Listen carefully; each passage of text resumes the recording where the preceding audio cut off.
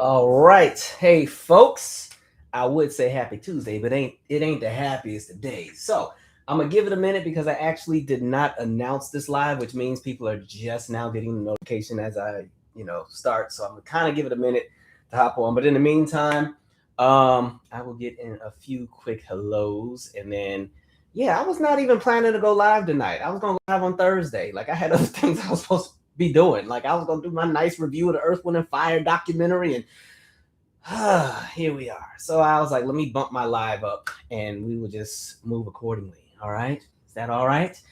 What up, Avocado Queen? She said, "Hi, Calvin. So glad you're having the live tonight. Ish, then hit the fan again. I know that fan is tired of getting hit. Like, my God. Mm, mm, mm, mm.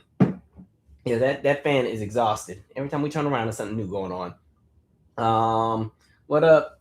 Fish Cake said, "I'm in Canada, scared for my life. I don't know how y'all in America are feeling. I'm praying for all of y'all." I think a lot of us here are not numb. Well, I'll speak for me.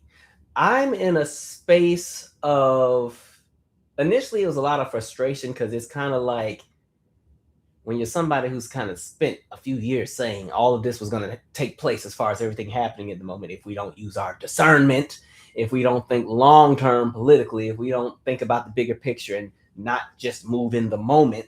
So initially there was frustration, and then I realized I can't sit on rage every day because it's just not good for your health. And so I kind of tried to counterbalance some of the frustrations with doing things that make me happy, as well as also looking at like strategy and remembering that nothing is permanent and that eventually we'll be in another state of whatever. And when we get to that state, are we prepared to be in it? Right. And so I move in that way where it's for me, I can't stand to be around the doom and gloom. It's the end of the world. Woe is me. I can't stand it. Now I get it. I get the sentiment. Um, but I can't just succumb and sit with that. And this is not towards anybody in the chat. I'm just speaking in general. Like sometimes I'll read, what's happening in the world socially or whatever, and then you'll see all these "we're doomed." What's all this "we're doomed" stuff? Yeah, folks don't have no fight in them. That's what be blowing me. Like it's fine to acknowledge that it, like Avocado Queen had said, it just hit the fan, right? To me, it's fine to acknowledge and see that there's an issue, but when you just approach it from a space of there's nothing we can do and we just got to sit here and take it, like that's the stuff that be blowing me. Like, really? So there was that frustration, the annoyance of just knowing that no matter how much you try to teach or share, everybody's not going to get it. Some folks are still going to be stubborn. Sometimes I'll even see comments from subscribers that have been here for years, and it's like I can talk till I'm blue in the face, and you still just refuse to even try to get what I'm saying because you want to be contrarian. But it is what it is. So there's that. But for me, I'm good. We're good here. Like even remember that time when we discovered some grays in my beard? The grays have disappeared. I'm good over here. So, but it doesn't mean I'm not observant of what's happening, and that's why I still try to come on here when I can and teach and try to approach all of the chaos that's happening from a standpoint of let's look at cause and effect. Let's look at history. Let's look at how cycles repeat themselves and what to look out for, so that when we come into these spaces again, we know how to maneuver, as opposed to me sitting here for 2 or 3 hours just telling you about all the bad in the world and there's nothing we can do about it. That's not going to help nothing, right? My grandfather always says, like when I call him, he'll always say, like, how you doing? I'm like, well, I'm good. I can't complain. And he'll always say, yeah, because complaining ain't going to do you nothing, right? So that's where I'm at. What up, Alan? What up, Lady V? What up, Kindle 517?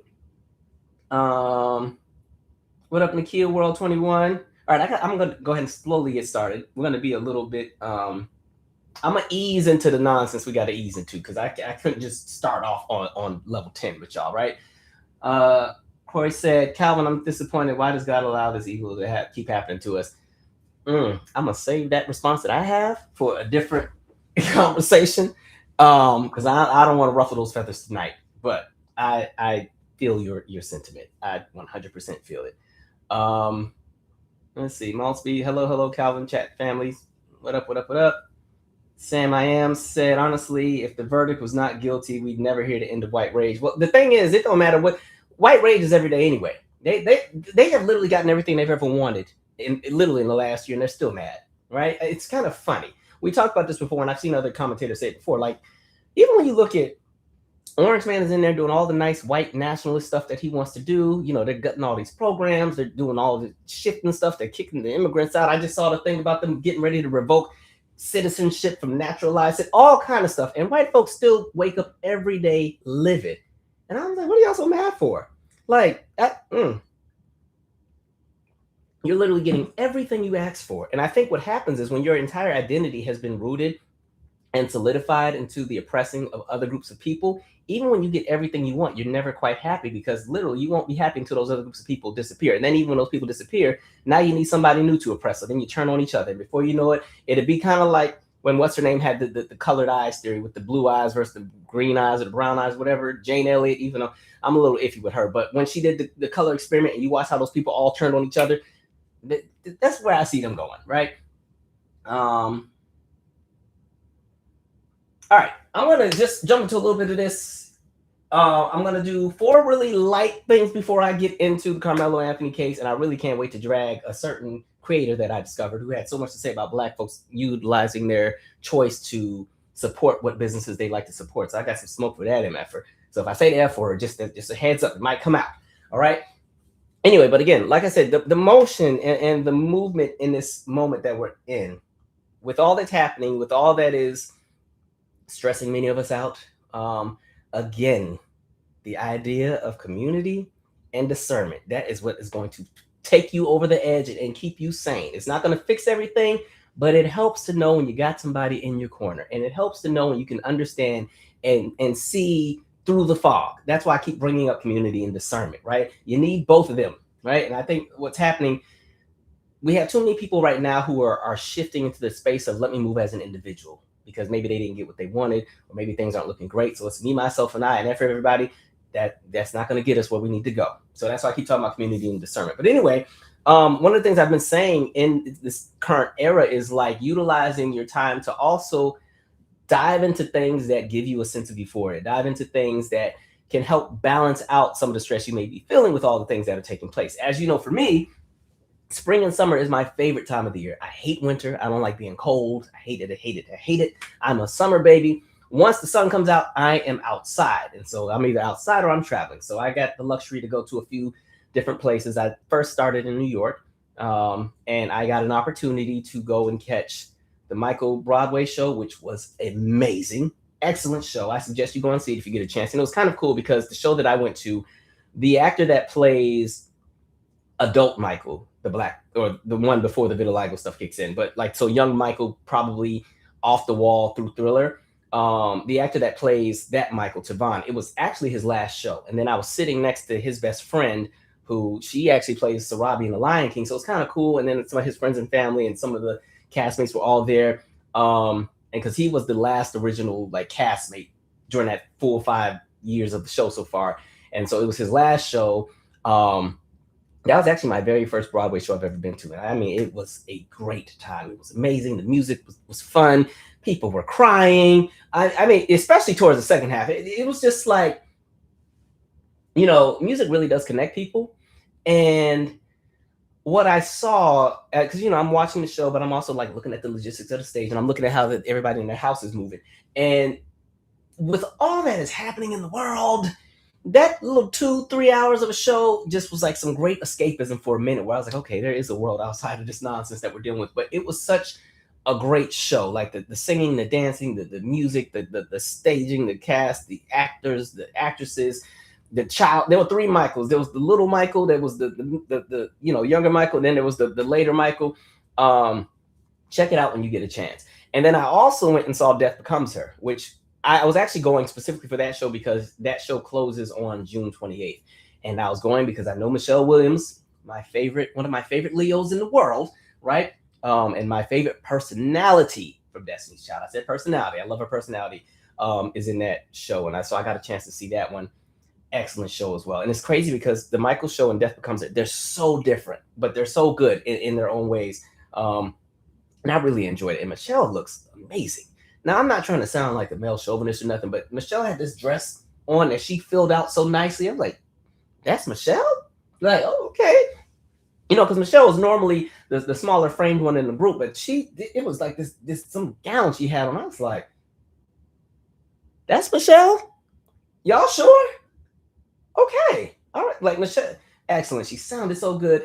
The show was funny. So I suggest you check that one out too. It's closing on June 28th, and then they start touring the country. But check it out if you can, because normally when they do the tours, it's not the same cast. But so I enjoyed both of those shows. The Michael MJ on Broadway, Death Becomes Her, both excellent. MJ on Broadway is more centered on like the music and the performances. Death Becomes Her is actually really funny. It was kind of like we were in there like laughing and cackling like every 2 seconds because the other two lead actresses, I cannot remember their names. I'm so sorry. Maybe when I get a minute, I'll grab the plate, go out the other room. But they fed off of each other so perfectly where it was hilarious. And sometimes when you're watching a play that is an adaptation of a movie, you're trying to compare it to the movie, but they did their own thing with the play. They had these cool special effects. If you remember the movie, remember when she shoots her with the shotgun and you can see through her body? They were somehow able to create that effect during the stage show. Like, really fun time. So I really, really enjoyed that. New York is always one of my favorite. At this point, New York is like my second home. I'm up there all the time, right? And then there was that. And then I was in Chicago this past week, just catching up with some good friends. And Chicago, y'all showed me a great time, a wonderful time. Excellent food. The weather was nice. The water is clear over there. Like that Lake Michigan, like I haven't been to Chicago since I shot the album covers for Before Tomorrow and After Yesterday. But that water, it's like outside of me maybe being around Seattle as a kid, I don't think I've ever seen a spot where the water is that nice by an industrial city where it's like still nice and blue and clear and just Chicago was an excellent time. I ended up going to one of my good friends is a college professor, and then they had the commencement, and so one of the students had invited him to like their graduation cookout thing. Mind you, this was a student that's like mid 40s and stuff. And so I remember going to that event, and when I say I love us, because Black people, we are. First of all, I ain't know none of these people from jump at this party, but it was like, first of all, it was real family oriented. It's like 60 plus people. They got all the Chicago two-stepping music going. I don't know most of these two-stepping. If you don't live in Chicago, you only know the real general, like the Tamia line dance, or you might know. They were out here teaching. What's the one I learned the other day? The turbo slide, Chicago. Is that what I was learning all that stuff? They fed me. There was a lady that had an old fashioned station. She's like, baby, just get as many old fashions as you want. If you don't know, I enjoy some bourbon, right? So I like an old fashioned and I like a Manhattan.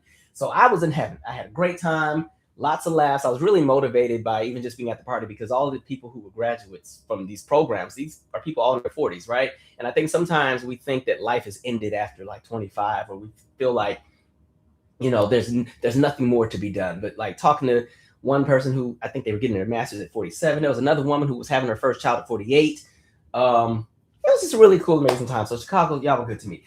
All right, let's shift gears here a little bit more into business. Primaries, like I said, it's primary season. There actually were some today for June 9th, depending on where you're at. If you're in Nevada, I think the polls are still open. But today was Maine, Nevada, North Dakota, and South Carolina. The next set of primaries are June 16th, and that's going to be for Oklahoma, and then June 23rd for Utah, New York, and June 30th for Colorado. Like I said on the last slide, for those who like to complain about the candidates, this is your opportunity to get in there before the ones that are bought out come into play. And for those who keep coming on here telling us that we don't need to be voting and all that other nonsense, like I've said a million times, what is your solution? And your solution can't be not voting so you can teach a party a lesson. That's not how this works, because I've seen some really weird comments, and one of y'all know who y'all are. I should have dragged you when I saw the comment, but I let it slide. I'll say this. I've seen some language with people ignoring what's happening now and using it as kind of like just a second thought. And, and what I mean by that is, I saw someone make a comment about an election they were still mad about from like a decade ago. And that's the reason why they're tapped out. And I'm like, so you're telling me that all of these executive orders that Orange Man is currently doing that literally target Black people specifically, right? We've seen the challenges and everything that's happening with education, with healthcare, with air emissions, with clean water, with Black voting rights, and literally right now, you just saw Mike Johnson literally say, the goal of his party next year, if they're still in power, is to gut Medicaid, Medicare, and Social Security. And they love to call these things entitlements. So my point is, all of those things happening, and you're fine with it because you're still mad that your favorite old white man did not get whatever nomination he was supposed to get. I need y'all to be for real. How are you centering the livelihood of black people at whatever happened to some random candidate that didn't get his way or her way? Like, I need y'all to really be for real, especially right now. I need solutions. I don't want to just hear everybody complaining about what they're not going to do. And this is the two parties and the wings of the same bird. And give me a solution. If the solution is sitting out, that's not a solution. That's you sitting actively or passively as more shit comes, and we got to be collateral to it because you've chosen individualism over community, right? For the millionth time, we know these candidates are not our ticket to liberation. They are not going to be our black revolutionaries. But when it comes to a conversation of at least harm reduction and understanding what takes place when we allow our grandparents or the children or those who are not in the capacity to fight for themselves anymore to become collateral because your ego is too far in the way, or you're too far up the behind of some politician because I told y'all stop being fans of politicians and understand that they work for us, right? You feeling some kind of way because your favorite politician didn't get it or whatever, and you just said F it. This is when we talk about the conversation of long game, right? Politics is not a one day, one size fits all. You get what you get, and then that's it. No, this is you're in it for the long haul, unfortunately, right?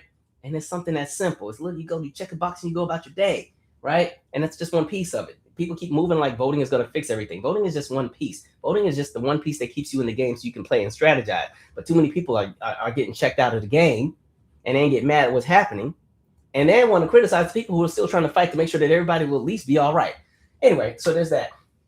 I'll talk about Earth, Wind, and Fire towards the end. Somebody remind me. All right. All right. We'll do one last light one before I get to Karmelo. Right. I need my sip. This is.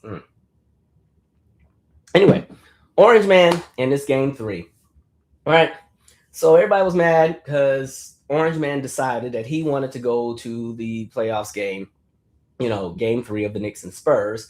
And everybody knows when it comes to the president doing anything like that, the logistics are chaotic. And so it's funny because you can tell he doesn't really watch sports, but he decided that he was so important he was going to go to this game. So they blocked off, if you've been to New York, 8 city blocks surrounding Madison Square Garden, right? All of that was blocked off. People had to go to the game extra hours early because they needed to go through like Secret Service and special security, this and security that. Roads are blocked off. And what was crazy was there wasn't consideration for the people of the area, especially the businesses, right? You got to think when you are in a tourist location like 34th Street, because to me, 34th Street, Times Square, they're not the same thing, but they're close in proximity. So if you've ever taken the subway, well, not even if you take the subway, let's just say you travel to New York, you got on a bus and went to New York. You're most likely getting dropped off in Times Square or you're getting dropped off somewhere off of 34th. If you take a train, right, and you get to that train station, you're going to be right off 34th, right over there by the Madison Square Garden. Like that whole area is just, when most people think of New York, they think of Times Square and that area. And now people who live there be like, ugh, I'd never go there. But I say all that to say, cash crop area, businesses and everything, this is how they make their money. And especially because the Knicks are technically good again, it's been a while, right? All of these bars and these people that are going to do the watch parties and stuff, this is their opportunity to really rack up in an economy that's already kicking our behinds, right?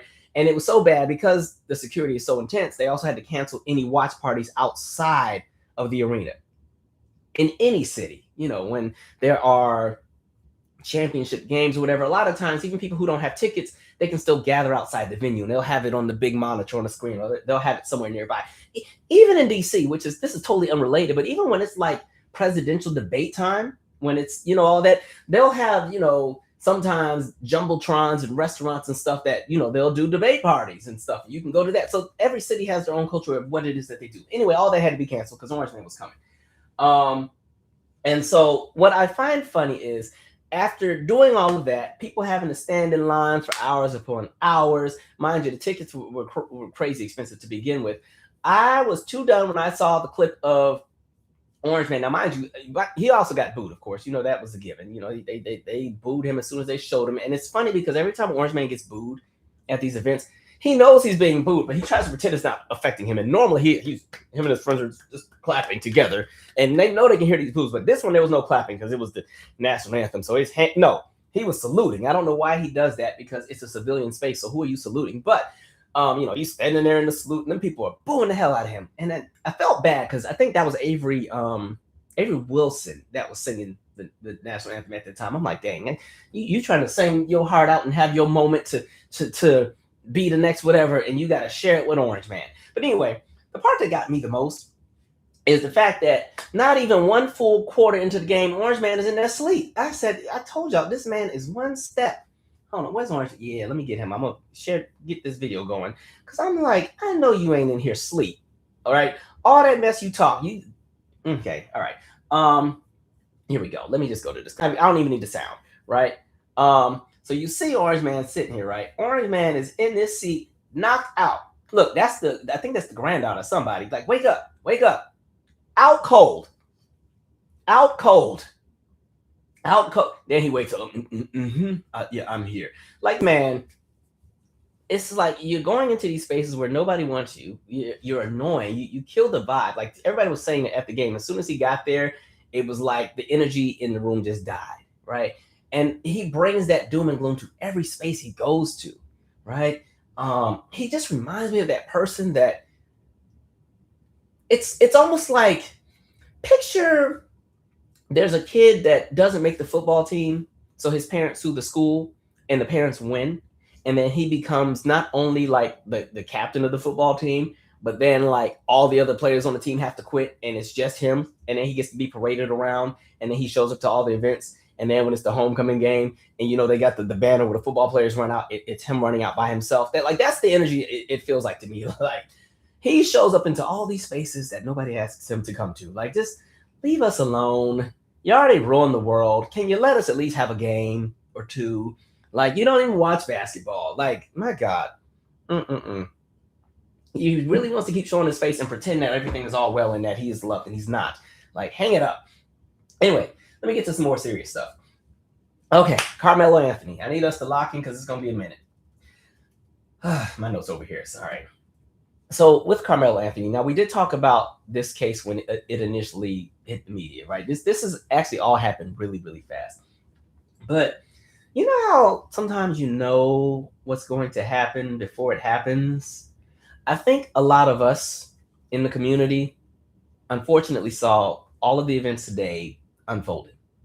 I think with this climate and the way that things are going, at this point, if you're a Black person in this country with some discernment, you understand that they are doing everything in their power to make an example out of us at every single opportunity, every single curve, every single turn in the street. They're finding their ways to do different things. And it's like, you just knew. And I think when you look at the details of the case, you just knew that there's no way these people are going to give this kid any grace, just because we know how that collective moves. And so for me, I think the first red flag that most of us saw was when we saw the jury selection, where we saw, okay, at one point there were 3 Black jurors that were on the case, but then the prosecution used their 3 strikes to strike each of them off the case. And the reason they were stricken from the case was because they worked in the school district, right? When in reality, we know that's because they were Black. And so you ended up with a jury that were 9 white individuals and 3 Asian individuals. And I said, this is the jury of his peers, huh?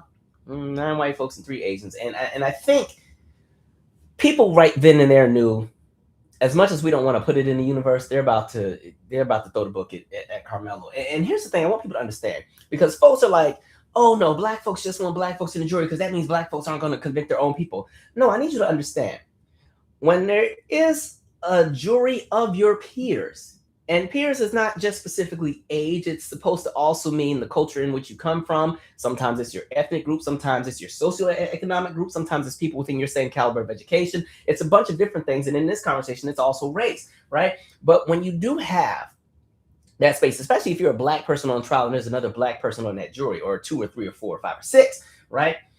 That means that there's a better opportunity for that juror to be impartial, because the cloud and the blinder of anti-Blackness isn't the base and foundation of how they see the world. And a lot of times there can be very well-meaning people who are still blinded by a lot of aspects of anti-Blackness. Like the perfect example, right? Because we need to understand anti-Blackness also exists on a spectrum, right? And like I said, people can be very well-intentioned, but can also be very anti-Black. Think back, and this is going to be real left field. Think back to, there was an episode of The People's Court. And in the episode, there was a woman who was suing her hairstylist, right? Something had happened with the hair. And long story short, the woman's hair, she ended up losing a lot of her hair. Now, where the judge had a blinder was the judge didn't understand that there was a thing called shrinkage. And literally, the last thing that she said before she ruled in favor of the defendant was that you can't tell me that when your hair gets wet, it's going to shrink 9 inches. And anybody who knows how shrinkage works, we got some magic to our hair. But again, the judge, and I think Judge, I forgot her last name, but she's what, Cuban or Puerto Rican or something, but she exists in a space where a conversation of shrinkage is not a part of her experience, so she would never understand that. And this is when we're talking about the conversation of being impartial. Let's just say that that same case was a case decided by a jury, and let's just say you had 12 jurors and all of them were white. None of them are going to understand the conversation of shrinkage, but let's say you had that one black person that is on that jury. They understand that language, and they're going to be like, wait a minute, hold on. What y'all don't get is there is a thing called shrinkage. Black people's hair tends to coil tightly when it's wet, especially if it's like a 4C or some of the other textures, and it shrinks tightly. Like, one of the things that drives me crazy, I wish I could get like the big Maxwell hair. Like, I want big, and it goes out there, but it just, it shrinks back down. I want that. I can't get it. Let me straighten this back up. I'm doing a lot. I'm never going to get it, and it's okay, right? Because it's just a conversation of shrinkage. And so the thing is, when we're talking about having a jury of your peers, these are the reasons why you want to have that, so that when there are things that culturally may be different, somebody there represents even that same background of people who may be on the prosecution or on the defense, where it's like, okay, we get it. We understand the language of what's happening here. Because when you don't get that, then we end up with a lot of the nonsense that we have, right? Anyway, so like I said, the prosecution did their piece where they had the 3 strikes. They got rid of the 3 black jurors that were there. And I thought that was interesting, because you would think you'd want educators or people that work on the district on the jury, because they most likely would be the people who would most likely understand the plight and the aspect of what was happening with those students in that moment, right? So I thought that was interesting. So that was one thing that I was like, I don't know about. And then when there was the portion where, okay, no cameras in the courtroom, I said, ooh, I don't know about that. Now, I think it had to do with the fact that they were they're both adults now, but I don't know. But either way, the challenge with that is when there's no cameras in the courtroom and you can only depend on the handful of reporters that are in the courtroom, now we start getting all the speculation and other things, and then you get a lot of misinformation and disinformation that floats out there, because a lot of people want to be the first to report on something, and they start going off of hearsay or what they heard, and before you know it, the court of public opinion sometimes is in one element, what happens in the court is in another space, the media is in another, like, it's like 4 different conversations happening, and you end up in a space where chaos ensues, right? I saw a lot of stuff floating around that needed to be kind of cleared up, especially even as I was listening to Karen Hunter shows earlier today, and it was a white man who called in and was like, well, do you know Karmelo was suspended at the time and he wasn't even supposed to be on the campus? And she's like, where did you get that information from? And he couldn't give it because it wasn't an actual fact. Like, so when you start having people, just wanting, because again, too, there is that bias that is there. This is a very, to me, racially divided case. One group wants one thing, the other group wants the other.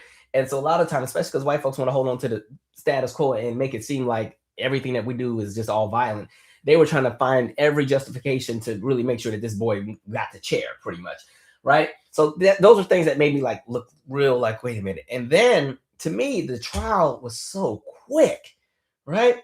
I was minding my business, and then I saw, closing arguments. I was like, today? Closing arguments already? It's only been like 4 or 5 days, right? So they had the closing arguments. I said, okay, right? And then just as I'm enjoying my little lunch, they're like, they've reached the verdict. I said, wait, they just did closing arguments like when I was getting my coffee this morning. How they already have a verdict? So they had a verdict for 3 hours. Right then and there, unfortunately, I was like, okay. In an ideal world, sometimes when a verdict is that quick, usually that means the person is getting off. But I was like, looking at the context of this case, I don't know. I really didn't know, right? And I say that because I think back to when I was on jury duty the last time and we had to get to the deliberations, right? We spent a week and a half, or almost a week and a half, deliberating. And mind you, this was just a civil case. This was just some guy who was suing his employer because the employer let him go and didn't give him his bonus. And we spent a week and a half, right? On this man in his case. Mind you, at the time I was still working with the kids, so I wasn't even making money like that. I think I was making like 40, 50K a year. And I'm listening to this man complain about not getting his $400,000 bonus on top of his $1.2 million salary. And I'm sitting there. But anyway, I saw that to say this jewelry I was on, they fought tooth and nail because they were like, this is somebody's life, this is somebody's livelihood. We got to make sure we do this right. We da, da, da, da, da, da, da. And again, this is all for somebody to get their check. So I just knew, like, in an ideal world, a jury wouldn't just, quickly come up with a 3-hour verdict unless they were like, there's no evidence and this is, we go ahead and send them on home, right? But then I started thinking about where this case was taking place. And then I had to start thinking about the bigger picture, like, yeah, this is a black student that has stabbed a white student in Texas, in Trump's America. I don't know, right? And then, of course, when they announced that they had the verdict and that he was guilty, initially I thought what may have happened, I thought if anything, he'd get the manslaughter charge, maybe, because with, again, the idea of trying to prove first degree murder, you have to really show that it's premeditated, and you have to really show that he had gone there with the intentions of wanting to go and take somebody out, right? And so when you look at the logistics of the prosecution versus defense, the prosecution story was it was premeditated and it was a sneak attack. That's literally how they pushed it, a sneak attack, right? All those trigger words that make it sound like Karmelo's this inherently violent person. And then the defenses were like, no, this is self-defense, right? He got pushed, he got attacked by two kids that were bigger than him. He did what he thought was the best option possible.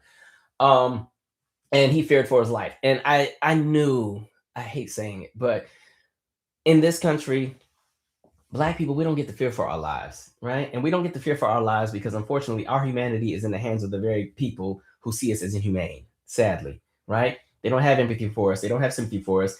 And they spend all of their lives fearful of us. So we never get the luxury in any capacity to fear for our lives. And they understand it because they don't see us as an extension of themselves, right? And so, unfortunately, like I said, they spend their lives fearful of us in any capacity, even when it's an honor student.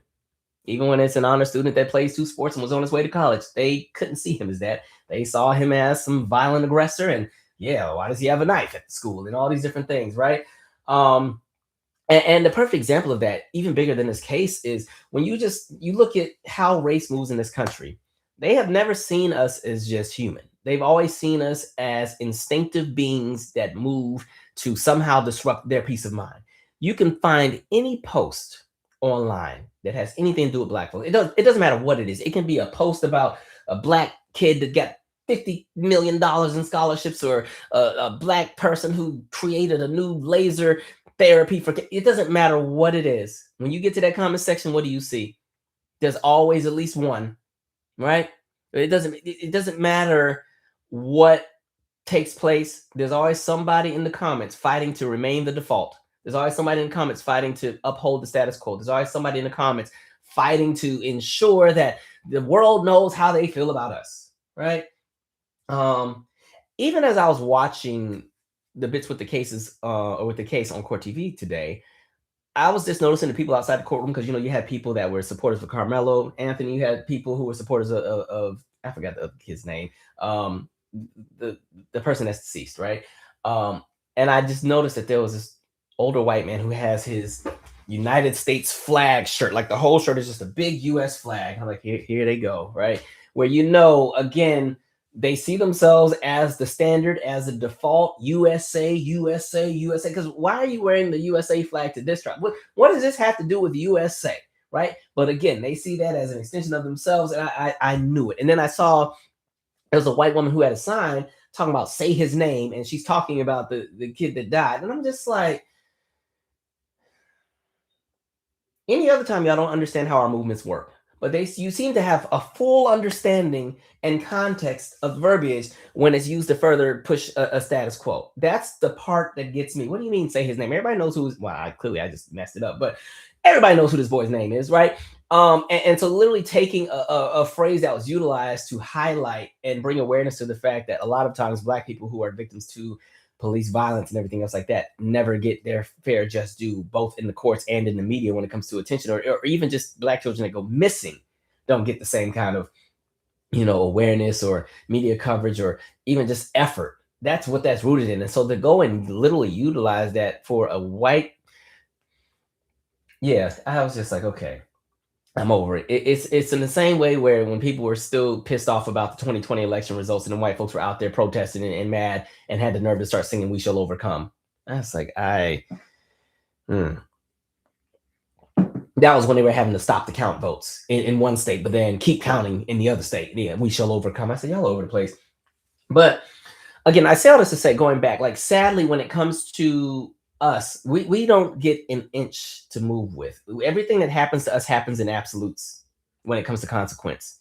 There is no leverage, there is no window to say, well, let's look at the bigger picture. Let's be nuanced with this. When it comes to us, throw the hammer, right? And again, let's look at let's can we go back to George Zimmerman? When you go back to that trial, what did that juror say when she justified why she couldn't find George Zimmerman guilty? The guy who went and chased down a teenager as he had a weapon, attacked the teenager. The teenager beat him up and he lost the fight, got mad and shot him in the chest. And then what was the juror's response? I just knew his heart was in the right place. You knew his heart was in the right place. Now, they didn't just presented you all this evidence and you over here worried about somebody's heart in the right place. But I say that to say, we don't get that same grace in any capacity when it's a jury like the one that was just there. Like that just doesn't exist, right? And man, and then we just keep going, right? So then they do the verdict. And again, even with the fear for his life thing, are we not just like the last live? Did we not just talk about the Chud the Builder guy who literally goes around with a weapon, provoking black folks, hoping somebody will say or do something so he can utilize his Second Amendment right and shoot and kill somebody? That's exactly what he wanted to do, which is why he even got snatched up now. But we have an era of that where you got vigilantes who don't even need to be vigilantes. They are self-appointed vigilantes who are starting things in the name of being a vigilante to go and trigger and start stuff with folks. And then when folks respond, then all of a sudden they want to use brutal force and then they fear for their lives. So like it's this mind game of just folks doing any and everything, all in the name of whiteness because the system allows them to do it, right? And so when people are like the fear for his life, I'm like, how do we know that somebody like a Karmelo didn't know if they were gonna, if the two twins were gonna do something to kill him, right? And I'll come back to that in a second. But what gets me to, so then they do the verdict, and then it's like, oh, the jury's gonna, it was a choice between the judge and the jury to do the sentencing. The jury was gonna do the sentence. And I'm sitting here like, he's about to be sentenced by the same jury that just only took 3 hours to convict him, right? And at that point, he was facing between 5 and 99 years. And I was like, Lord be with this guy's family, because they're not gonna do the 5 year thing. Not if it only took them 3 hours to convict them. And then what was weird to me, even with the defense and his team, right? Because once you get the verdict, now this is the part where you have your family, your friends, and everybody come up and speak on your character and try to at least convince the judge or the jury to have a little bit of leniency with the sentencing. And so this is supposed to be the moment where mom comes up there, the dad comes up there, the barber comes up there. Oh, I was this person's teacher. This was that. None of that. They literally threw the mom up there. The mom is in shock because she just found out 20 minutes ago that her child has been convicted of first-degree murder, so she can barely get a word out because she's crying. And the worst part of it is when they do the cross for her. And I knew what time it was when I saw the question. The question posed by the prosecution was, because she had said, please give mercy on my son. He's a good kid. And to her credit with that, he had no priors or anything else ever before. This was a one-off random incident that took place. Yeah, mama's in shock. He was getting ready to go off to school. Right? Like that's where she's at in her head. Now she's trying to make sure that this kid can have some element of life. Prosecution specifically asks her, you'll always be a part of his life. You're his mother no matter what, right? And, of course she has to say yes. And I said, see, they setting up to lock this kid up. He about to be locked up for a good minute, right? And even as, because somebody was asking me like, well, don't you think they'll have some mercy because the mom's up there crying? I was like, no, black tears do nothing for people who don't really see us, right? They, especially, I hate to say this, but especially when it comes to a black woman's tears, they do not care. They don't feel a connection to any of it. Even white women don't. Like, did we forget Sabrina Fulton had to sit there and analyze an audio and determine whether or not those screams and shrills of oh my God, my life is about to end, decipher if that was her child screaming. And she sat on that stand and she cried and said, that is my son. It moved no one. it moved no one to the point where they all decided that was George Zimmerman screaming. And you want to know the justification as to why it was George Zimmerman screaming? Because they had another random witness that came on the stand, and they're like, how can you tell that that's George screaming? And that woman said, oh, well, we used to always do like political campaigns for the school district, and we would just hold our signs and we'd be up there just screaming, right? And they literally let that be the leverage as to why on that audio it's Zimmerman screaming and not Trayvon. And I'm like, why would Zimmerman, the person with the gun, be screaming for his life when Trayvon, like, but this is what I mean when I say they play in the faces, right? Um, and so I was like, no, this is not, they're not gonna give mercy, especially because this is a black male that has killed a white male. So no matter how hard the black mother cries, this falls right into how they like to kind of portray us, where okay, now they're gonna make her be the bad parent, and you know how they're doing all this. Like um, and so at the time that I was getting ready to enjoy dinner, right? Because I thought they were gonna just wrap for the day, because I kept reading, oh, they're gonna go to the sentencing tomorrow. Then I read, oh no, sentence 35 years. I said, wow, right? Wow. There have been people who have killed multiple people in a way more vicious, in a way more unapologetic space that was not as circumstantial as this, and have been given less time. And he's eligible for parole after he served half of his term. And for me, what's not really being talked about, this all started because he went to a tent, right? He went to a tent. And the two twins felt that they were going to be the enforcers of the law. He went to a tent to get out of the rain. They didn't want him under the tent. And then we get here. I want to read a piece real quick with some of these details, and then I'm gonna actually pause because I've been going for a minute. And again, I want people to understand this conversation is just about painting the picture of how this system treats people differently. This conversation is about highlighting just how, in one instance, we're seeing how the book was thrown at Karmelo, but we can just go to South Carolina, which I'm gonna get to in the next bit, and we can watch a store owner chase somebody 100 yards and shoot them in the back and get off. Right? That's where we're at. That's the piece that I'm trying to paint here. The piece I want to read here. Let me make sure y'all can see my screen. Yes, you can. Lovely. Let me start bringing my glasses. Okay. Anthony had steadfastly claimed he stabbed Metcalf in self-defense after he was told to leave and shoved in a Memorial High School tent at a rainy track meet on April 2nd, 2025. Anthony was a student at Centennial High School, which did not have a tent at the meet where the rain began. All right, so now when we paint the optics, one side has a tent, the other doesn't. It's raining. People don't want to get wet. But you know what? You can't come to our tent, right? Defense attorney Mike Howard told jurors during closing arguments that Metcalf and his twin brother, Hunter, had the right to tell Anthony to leave the tent, which I didn't agree with, but whatever, but had no legal right to put his hands on him. Because again, they pushed Karmelo, right? Karmelo is in a public place, Howard said. Austin had no legal right to use force to eject Karmelo from the tent. Howard disputed prosecution claims that Anthony was not invited to the tent and that he was friends with one of the people who were there and dapped him up, right? These guys, the Metcalfs, are much bigger than you, he said. Do you turn your back and walk away and take a chance with their raging hormones? Howard also questioned the allegiance of the student witnesses the prosecution called to testify, reminding jurors that they were all Memorial students, right? We should be on guard for bias because of course they would, he said. Austin was their leader. So it's just like, there's just a lot going on. I think too, when I'm always talking about that conversation of discernment, I bring it up too as well because it's now that with the current space we live in as a country, as Black folks, we have to really measure how we move in most spaces because again, we're in an era where anything can happen, and we're in an era where, again, the system doesn't really work for us right now. It's not working for us in academia. It's not working for us in the job market. It's not working for us in anything because you literally have a federal government that's actively working to take you out at the moment.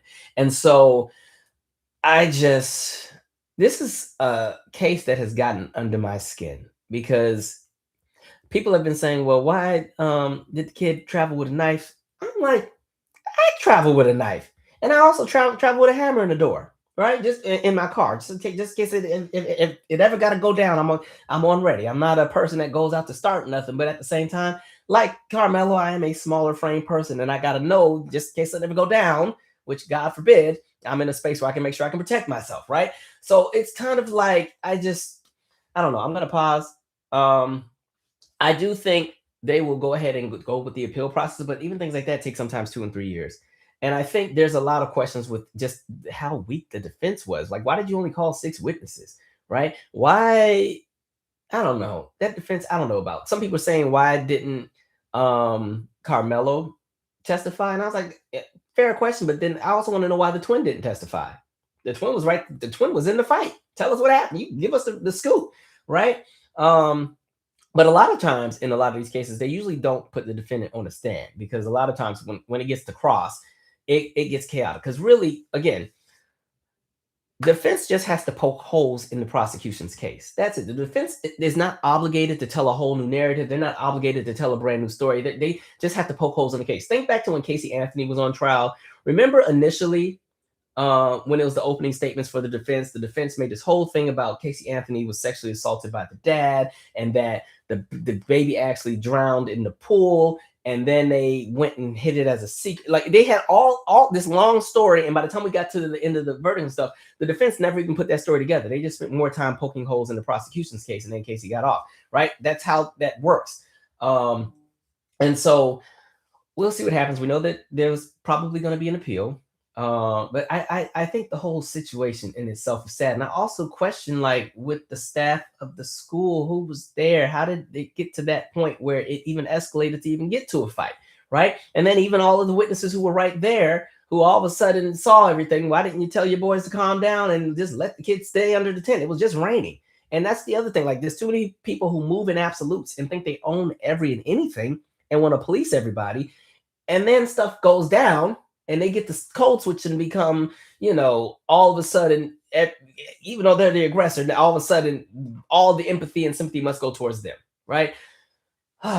It's all sad, to be honest. Like, none of it should have happened, right? But, my God. Okay, I'm going to scroll back up. I'm going to miss a lot of these comments because we've been on for, I don't see my little timer on here, but it's been a minute. So if I skip your comment, I'm sorry, but I will let you know when I get to the bottom of the chat, and then that's your moment to get me in real time.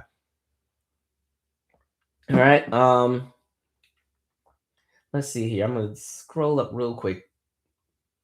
Am I going to the TLC show Friday? As far as the play, I will not be in town. I'll actually be in Norfolk this weekend. Somebody said Jane Elliott is a part of the Small Hat Club. Well, see, I don't really rock with her because she's anti-reparation. So even though she can bring the awareness of certain things, even when people are doing the work, you still got to be careful with them too, right? So I'm not really that good on her. And then also that time where I saw her justifying why she's allowed to say the N word. Like, nah. You can cuss your folks out, but you don't get to dictate how we move and what we're allowed to be offended at, right?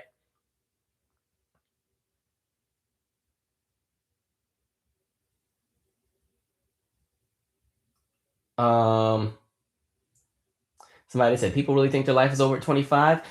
Not like, oh, well, it's the context of what they're asking is, and that's Angel Haven. They're talking about how, like, sometimes people feel like after 25, it is what it is. Like, I know somebody personally who I'm like trying to lift their spirits because I'm like, you're only 31. Like, there's so much more life to live, and if you want to go to school, go and do it. If you want to start a bit, go and do it. Especially if you ain't got no kids and you're not married yet, go on and do it. Like, listen, I dropped my first album at 29, right?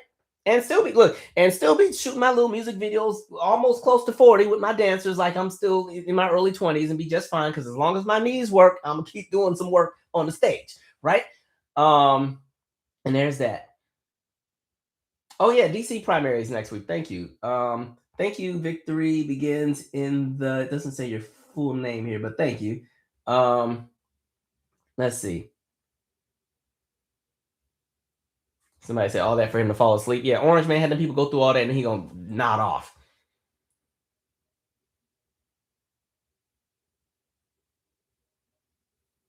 Alan was saying they just announced that he was sentenced to, oh, no, not the basketball player. So there was a student named Karmelo Anthony. Karmelo with a K, right?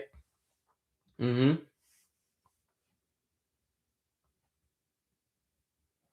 Christy said she didn't know ish about black hair. That's that conversation I was saying about Judge Million. Thank you for those who corrected that. Again, which to me that was like perfect example of what peers and how that stuff works, right? When you have a jury of the peers. Um, let's see.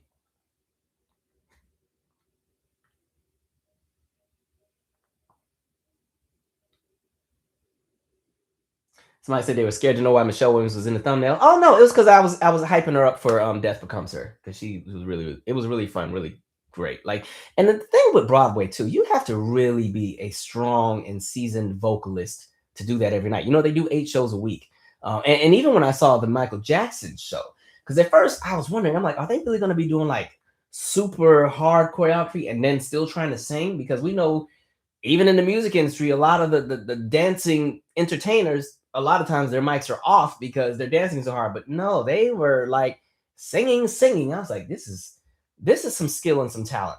I feel like if the music industry ever resets itself, I feel like if they ever bring back artist development, you might have to start making some of these like the more like dancing entertainers. They might need to start training with some of these Broadway actors and stage directors and stuff just to get the stamina, because the stamina that is needed to pull that show off. When I tell you that stage had to be slippery because the sweat was just dripping off the actors and the dancers, and they weren't just doing no half step and dancing. They were like dancing. There were two thrillers in the show. They did Thriller twice, right? They had the Smooth Criminal. They went into Jam. I mean, they were just.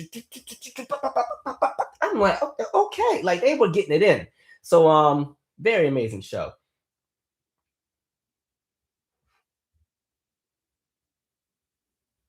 Somebody said we need to talk about how many white kids think they are Superman, Batman, or the police already. That's what I went to high school with. Lots of folks who move just like that, where they act like everything is. It don't even gotta be high school. It's just that group in general.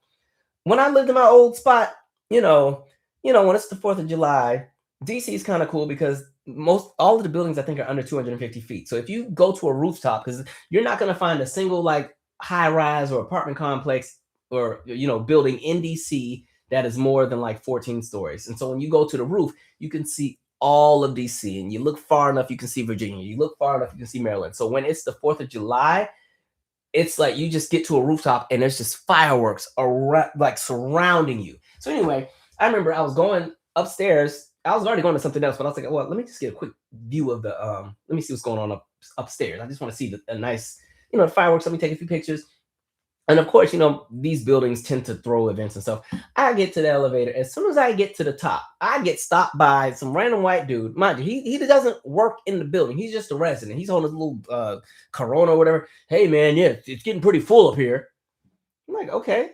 So maybe you should go downstairs because I'm still coming up here anyway. It's just me literally coming up here to take a few pictures. You were saying it like I'm supposed to say, oh, okay, I'll go back downstairs. And I'm like, why are you guarding the elevator? I'm paying the same overpriced rent as you. And I'm paying it by myself. You probably live with somebody. Y'all on some dual income stuff struggling. I'm struggling by myself. So, like, yeah, it's just that idea of moving where they think they own everything and get to dictate what everybody else does. And then they want to utilize force when somebody tells them about themselves every single freaking time. And they pass it to their children, and then children act the same way. Right? Somebody said, how can you have an all-white jury in 2026? In the same way you got an all-white presidential cabinet or white adjacent presidential cabinet.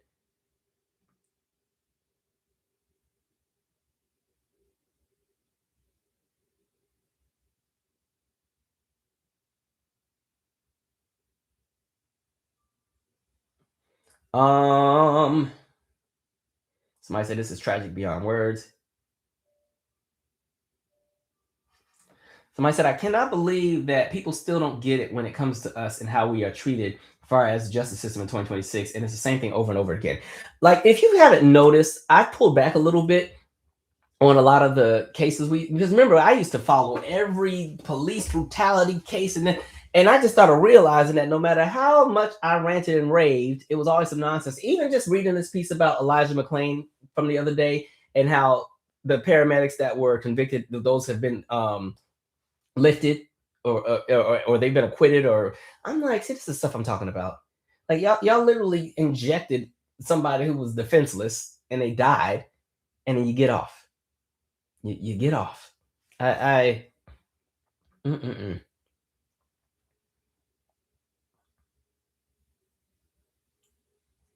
Kyle Rittenhouse, thank you, 2008 B Scott. We followed that one. Kyle Rittenhouse was the first time YouTube yanked my video before it could. That video lasted for 1 hour. YouTube said you will not. They yanked that video down because that boy. I was like, Lord, hey, can't yank that thing down quick because that thing was at like 40,000 views in 30 minutes. YouTube said nope, mm-mm, mm-mm.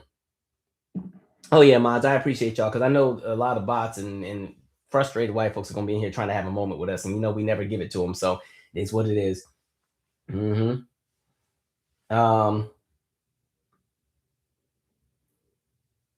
All right, I'm gonna shift. Actually, I'm not gonna shift. We're gonna stay on the same wavelength because I really, really, really need to address this stuff. Um. I want to talk about this Rick Chow because the only thing I don't like about enjoying these lovely vacations is everything happens when I'm gone, and I try to not let that stuff tarnish the moment that I'm in because I'm like I need that little bit of peace so that when I do come back here, we're here, and I'm not so emotional that I can't articulate what I need to say.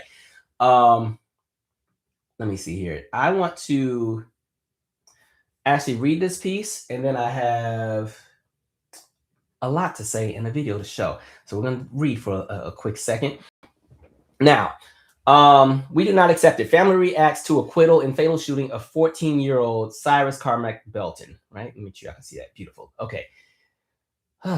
Lord, fix it.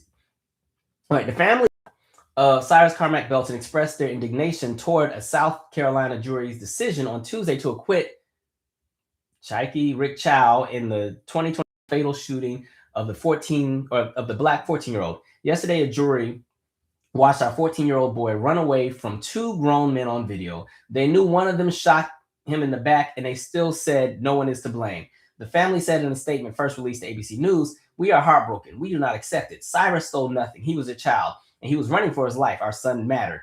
Chow, a 61-year-old store owner, shot the 14-year-old in the back outside of his Columbia, South Carolina store in May 2023. He and his son were seen chasing Carmack Belton outside of the store in the video leading to the incident. Chow was charged with murder and denied bond multiple times before his acquittal. Right? Prosecutors allege that Chow acted out of a false belief that Carmack Belton had shoplifted 4 bottles of water from his store. The defense claimed that Chow acted to protect his son after allegedly seeing Carmack Belton point a gun at him. Okay. On behalf of the Chows, we're very pleased at the jury's deliberations and their verdict. Attorney Jack Swirly said in a statement to ABC News, "We think it was the appropriate verdict in the case, although it was a difficult decision to come to because you have two different stories, two extreme differences. Video obtained by ABC News shows Carmack Belton returned of water in question and did not steal anything from the store. A 9mm pistol was found next to Carmack Belton, with prosecutors saying it was in his possession during the time of the chase and it hit to the ground at some point." As the verdict was read in the courtroom, members of the Carmack Belton family and the audience were seen breaking in sobs. In their statement Tuesday, Carmack Belton's family drew a connection between their case and a larger history of violence against the Black community. Black families have stood right here too many times, burying our children and then being told the law sees nothing. We feel every bit of it today, the family said. To everyone hurting with us, honor Cyrus in peace. We will not stop. We're taking this fight to civil court, and we will not rest until our son's life is given dignity. This verdict denied him, the family added. According to the family attorney, Todd Rutherford, the family filed a civil lawsuit against Rick Chow in Richland County, which was put on hold until the conclusion of the criminal case. So with that, I want to also share one thing, because what ended up happening in this situation, right? They thought he stole 4 bottles of water. So they decided to chase him out of the store. Let's take a look at this route.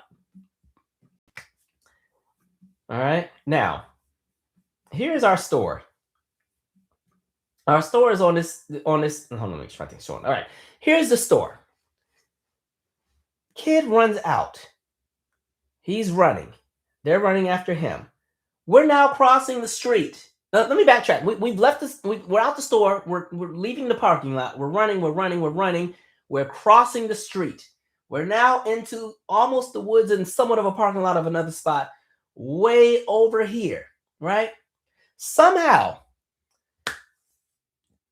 Rick Chow and them were claiming that they were fearful of their life and that he was protecting his son, even though they chased this kid 150 feet all the way here, the kid's back is turned. And like the article said, whatever gun was there had already dropped, if there was one. The kid never pointed a gun to anything, and they shot this kid in the back. And what makes this even worse is this is over 4 bottles of water. 4 bottles of water. And it's not to say that if it were an Xbox or something else, it would be justifiable, because I'd still be saying exactly the same thing. But I need you to really sit and think about that. Say you're a store owner, and let's say somebody does shoplift and take it and run out. You grab your gun and you chase that person down, and you're willing to take their life over an item that was on your shelf that's under probably $3 or $4. An item that's going to be replaced with the next shipment. An item that's probably not selling out anyway because folks don't be drinking enough water to begin with, right? But then when you put the bigger picture there, the fact that he had nothing and he died as a result of the bias that you have and the anti-blackness that you have. And then, of course, the way that anti-blackness works is you jump on that same narrative. I feared for my life. So Chow can fear for his life and shoot somebody in the back. Karmelo can't fear for his life because he's getting jumped by 2 twins that are bigger than him. Y'all see how this crap works? So, of course, black folks are like, you know what? We keep seeing a pattern. You know, this goes back to Collins back in LA, the young lady who was accused of stealing orange juice and got shot by the store owner, and then the store owner got off, right? Right? We keep seeing that. And so I saw a lot of black folks saying, you know, we got to start supporting our own, stop going to these businesses and so on and so forth. And I'm like, yeah, I mean, I've been saying that for years, right? We not just me, this is not about me, but like, you know, that's been a conversation for a good minute. Like, can we take a break with you know, supporting entities that work against us? Because here's the reality. We're now at a space where we have to determine whether or not we're safe just to buy some juice, buy some water, get some pretzels real quick before you go to the gas station. Now you got to determine, am I going to die if I go in here? And so rather than people from that specific community, the Asian community, saying, hey, you know what? Maybe we do need to reevaluate how we move. They decided this was the opportunity to drop all the anti-black things that they could say. There were tons of videos and statements that were put out, but this is the one that caught my attention, and most of you have seen it at this point because I'm a week and some change late. But I'm still going to talk about it because I said you tried it. So let me set this up, and then we're going to talk. Let me turn the sound up, make sure y'all can hear what I'm saying. All right, let's go. Go time. This is going to be a quick minute, so here we go. I love when the black community says, oh, shit. Sorry, my bad. Oh, let me start that over. Chinese takeout. That's right. Y'all can hear that, right? I hope y'all can hear that. Let me try that one more time. I love when the black community says, let's boycott Asian businesses. Please do. We'll get rid of the Chinese takeout, the dry cleaners, the laundromats. Let's get rid of the liquor stores as well. Get rid of the Jordans you guys wear, the Nikes you wear, the shower caps, the Hondas, the Hyundais, all your car electricians, the electronics in your house, the Sony, the TV system, your sound system, the microphones that you guys use to rock and speak about awareness for the black culture and the hip hop culture. We think that's made all in Asia. And here's another thing for you guys. You guys want us to leave the neighborhood so bad? Oh, Asian people are not neighborhoods? We're in white neighborhoods. We have our own Chinatown. We have our own Koreatown. You think we really need you guys to benefit off and make money? A lot of us do go to college as well. You're being outworked by immigrants who barely speak English. And you're not embarrassed? Go to the bank, start your own businesses, and deal with your own people. I want to see your own women get on their hands and knees and do pedicures and manicures and deal with nasty ass attitudes, okay? Please, boycott Asian business. I'm all for it. Boy, he certainly told us.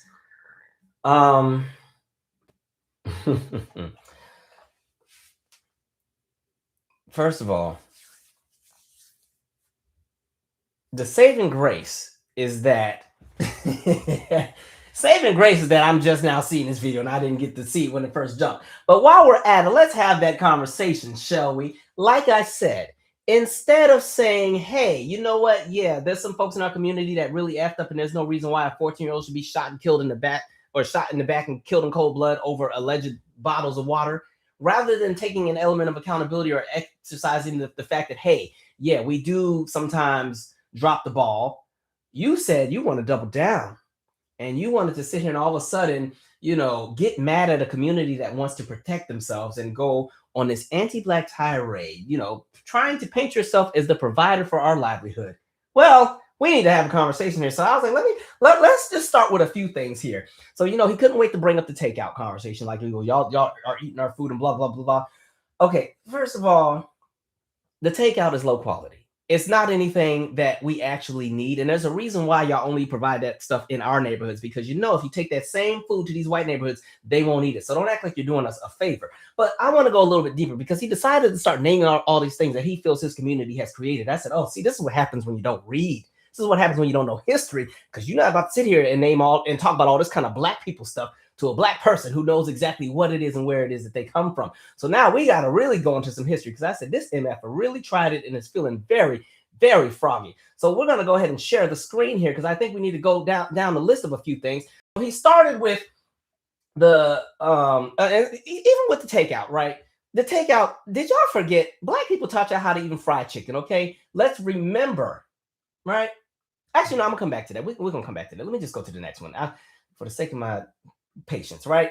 He started talking about the dry cleaning. Well, ladies and gentlemen, let's remember, this is Thomas L. Jennings, the person, right, who pretty much invented what you call the dry cleaning services. All of the things that he was trying to name is stuff that we've already invented for ourselves. And the only reason y'all even have any element of a monopoly on any of those businesses is because we taught y'all how to do that shit. Secondly, y'all forgot that y'all were in internment camps in the 1940s and nobody wanted y'all around. And the only communities that you could move into were black communities. And because of the grace that black people give every community that still burns us in the end, black people taught y'all a lot of things, right?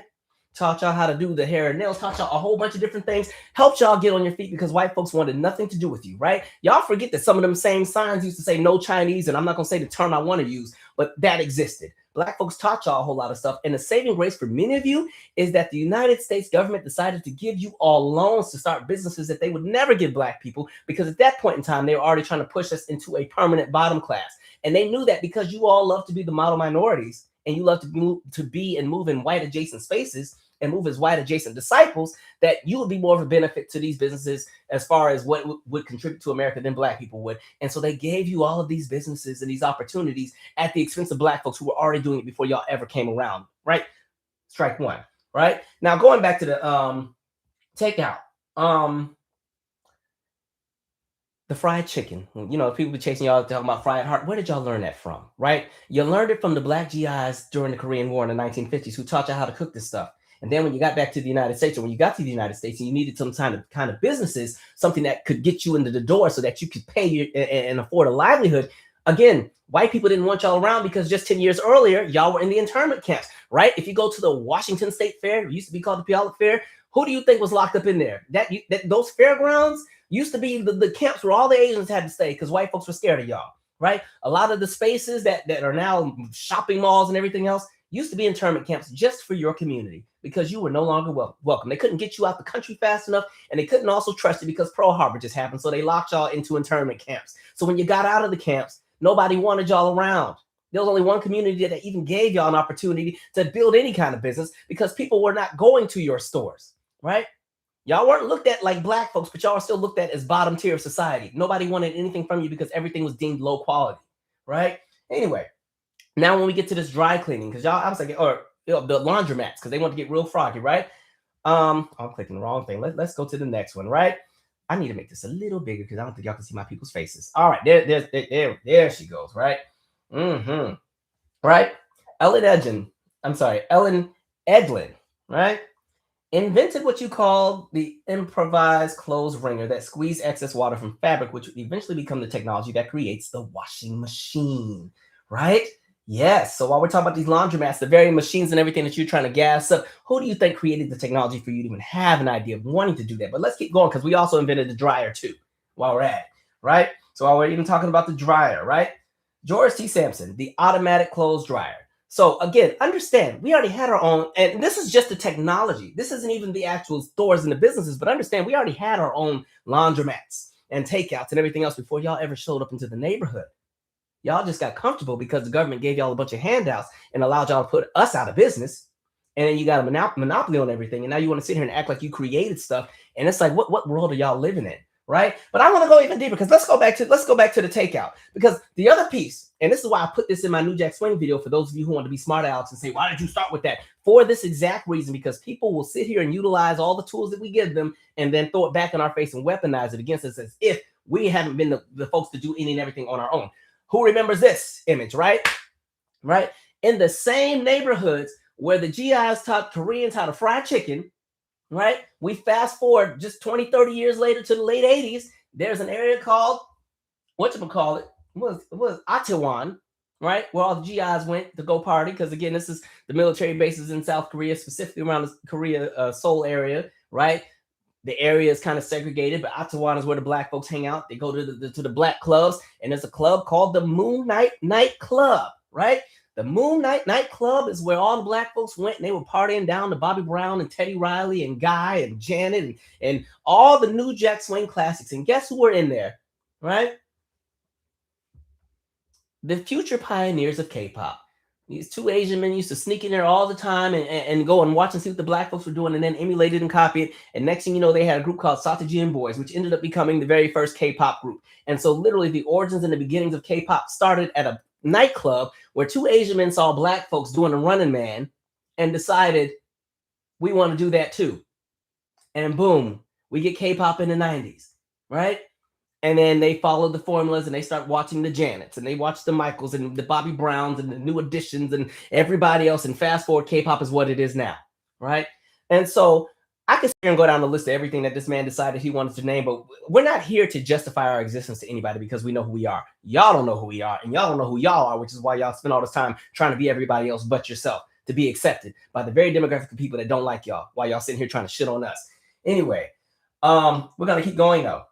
And what I found funny, then he started talking about, oh, well, then the car electrician. And I'm like, first of all of us got an Uncle Leroy that can fix the car in a heartbeat. You know, when my car starts tripping, I know I can call my godmom and say, hey, can you tell Phil to go and look at my car real quick? I don't know why y'all don't think we all of a sudden wouldn't know how to fix our own cars. You forget that in that same space where a lot of times when we were pushed out of a lot of academic spaces, we were pushed into mechanical spaces, right? And even when we talk about early HBCUs, a lot of those initial roles and those initial degrees that we were given were in mechanics, were in engineering. And so, yeah, that's there. Y'all are feeling yourselves a little too much. And that's because you have a low perspective of what you think black folks are. And you think you got us all figured out. So you had the nerve to come on that clip and say all that stuff while you sitting there trying to cosplay as a black person to begin with, right? And then again, even the hair and nails, we don't have to spend a whole lot of time on it, but I'm going to do it anyway. Right? And then black women taught y'all how to do hair and nails. Because again, black people being generous, trying to be considerate, trying to, of course, understand. Because they, again, if we're talking 1950s and 60s, we knew what it felt like to be on the receiving end of nonsense.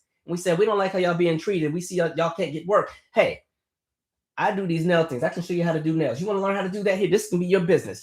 Go ahead and get that. Because listen, Asian women were not getting hired anywhere in the United States in the 1950s. Nowhere, right?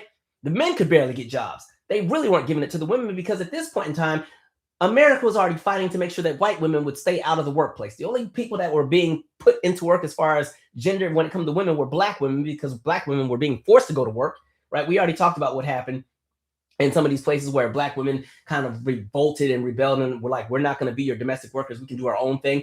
And then people literally went to their city councils and the city councils decided, nope, black women must work. And I want to make sure I'm just not spewing hot air because y'all know I'm always having my facts. So let me pull up that article because we've used it before. The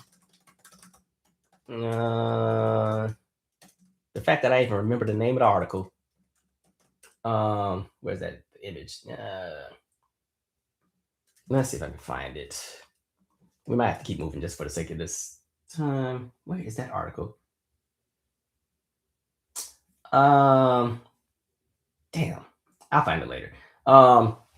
Anyway, I say all that to say, again, the generosity and the grace that we have given to all these communities and see how they just sit there and burn us. But anyway, taught you how to do nails, taught you how to do hair, right? Taught you all that stuff. And then what makes it interesting is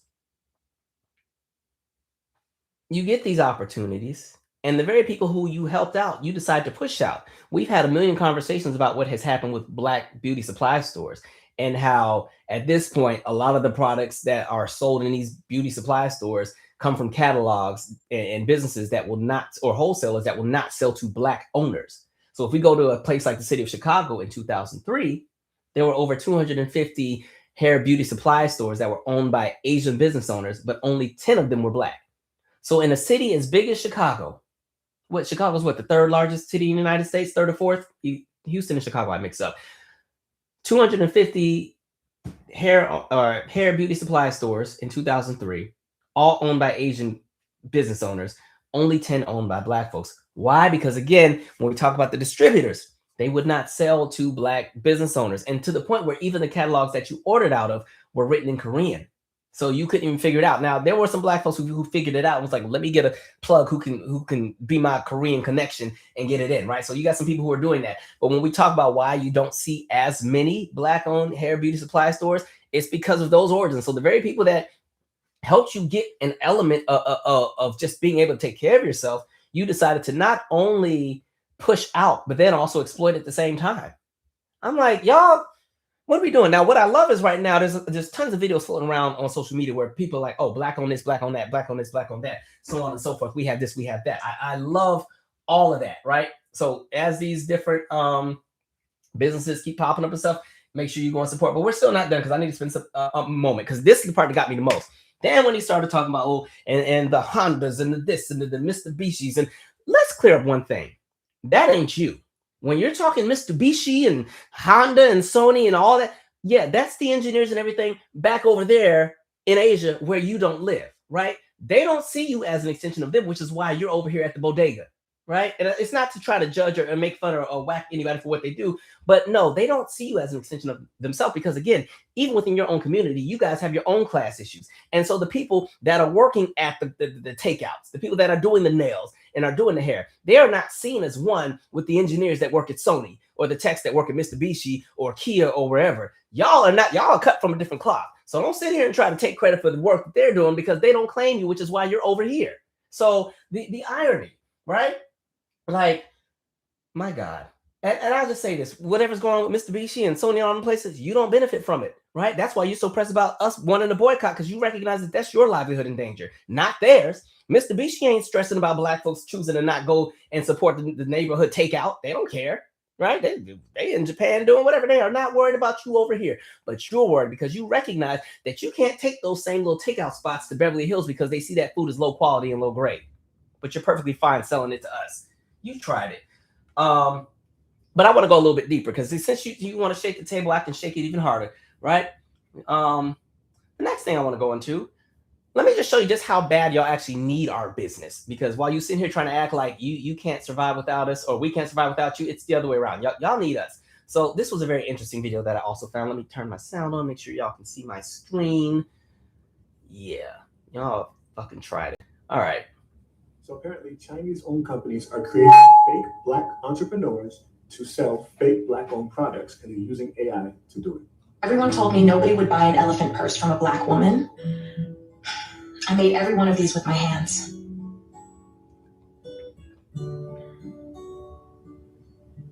This is not a real person. Here's another one. I designed leather cowboy hats. Wait, are you serious? You designed hats? Every detail. I picked the leather, choose the hardware, design the whole look. Like this one right here. I designed this. Oh, wow, that is beautiful. This is AI. Again, this is not a real person. I did the research. These people do not have a name. They do not exist. This is AI. The worst part is when I see these videos, I look in the comments and I see very conscious black supporters who are saying they're going to buy it, some saying they already bought it. They have no idea that they've been conned. So y'all don't need us, but you literally are creating AI videos pretending to be black folks so that you can get black folks to go and purchase the items that you're trying to sell.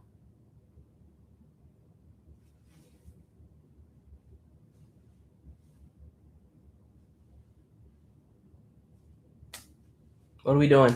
What are we doing? You wanted to feel froggy, and we're on the lily pad now, and you know where to be found. Because by the way, the person who created that video, not the one we just saw, but the one who was trying to drag us, he has deleted all of his social media. I said, oh no, stand in it. You can say what you want about me, but I ain't never deleted my YouTube channel. I say whatever, and y'all can cuss me out and say whatever, and we'll be back the next week, and I'll double down, right? I just was like, okay, interesting. But it gets even worse than that, because the thing is, there's a pattern, right? We saw how y'all moved with affirmative action. right? Because again, that fear of having to compete. You spend so much time trying to be white adjacent, and you're so pressed to live what you think is the American dream that you're willing to go after, especially black folks. You're willing to always go after us and make us the brunt of whatever's going wrong in your lives. So we watched you guys gut affirmative action. Y'all let Edward Bloom utilize y'all as the scapegoat, and y'all claimed that there was all this discrimination going against y'all. And boom, you literally are responsible for the gutting of how people can earn their education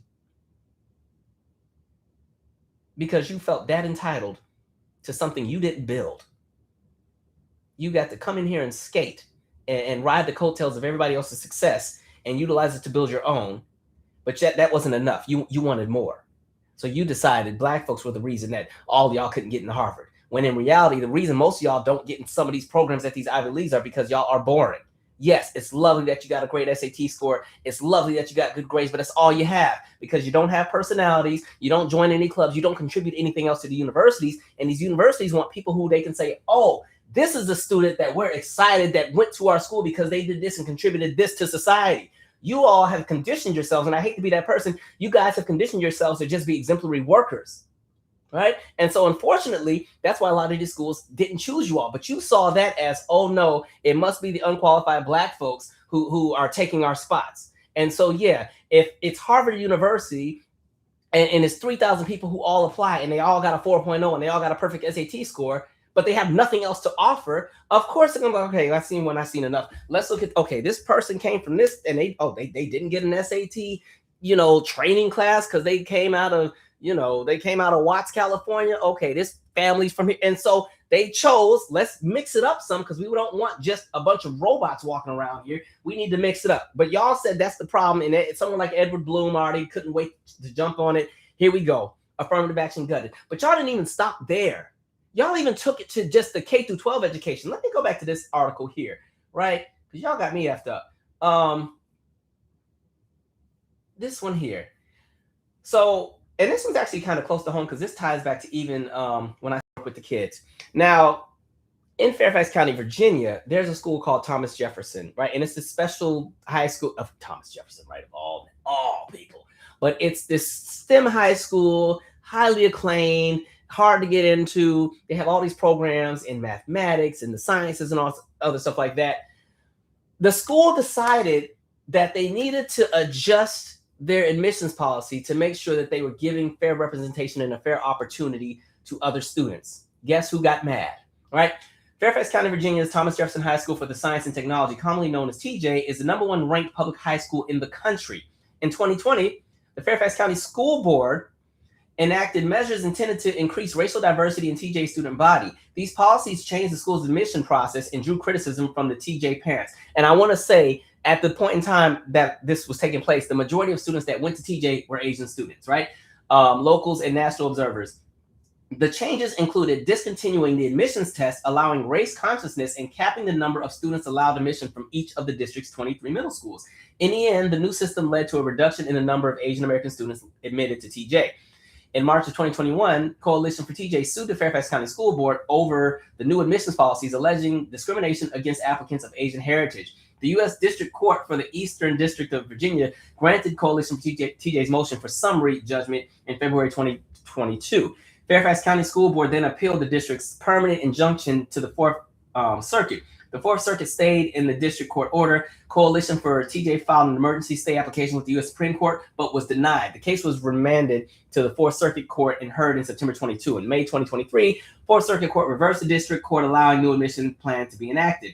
Coalition for TJ's legal representation, Pacific Legal Foundation, wait till you find out who owns that, is now planning to file a cert petition to the U.S. Supreme Court. In a lead up to the filing, Aaron Wilcox will join to discuss the case and offer an update on the latest event. Now, what ended up happening with that is the Supreme Court in 2024 decided, no, we don't want to hear this case. Y'all are doing the most. Now, let's go back to the dynamics of that case. The school, like we said, was majority Asian. They decided we got to make sure that we're making an opportunity for everybody. We have 23 middle schools. One of the things about Fairfax County, Virginia is the 3rd richest county in the United States. But there are pockets of poverty that exist in Fairfax County. And what was happening is the students that lived in those pockets of poverty did not have access to the same resources. And so a lot of times when it came to them trying to get into a program like TJ, they didn't get in because they didn't have access to the extra tutors. They didn't have access to the extra after school program, so on and so forth.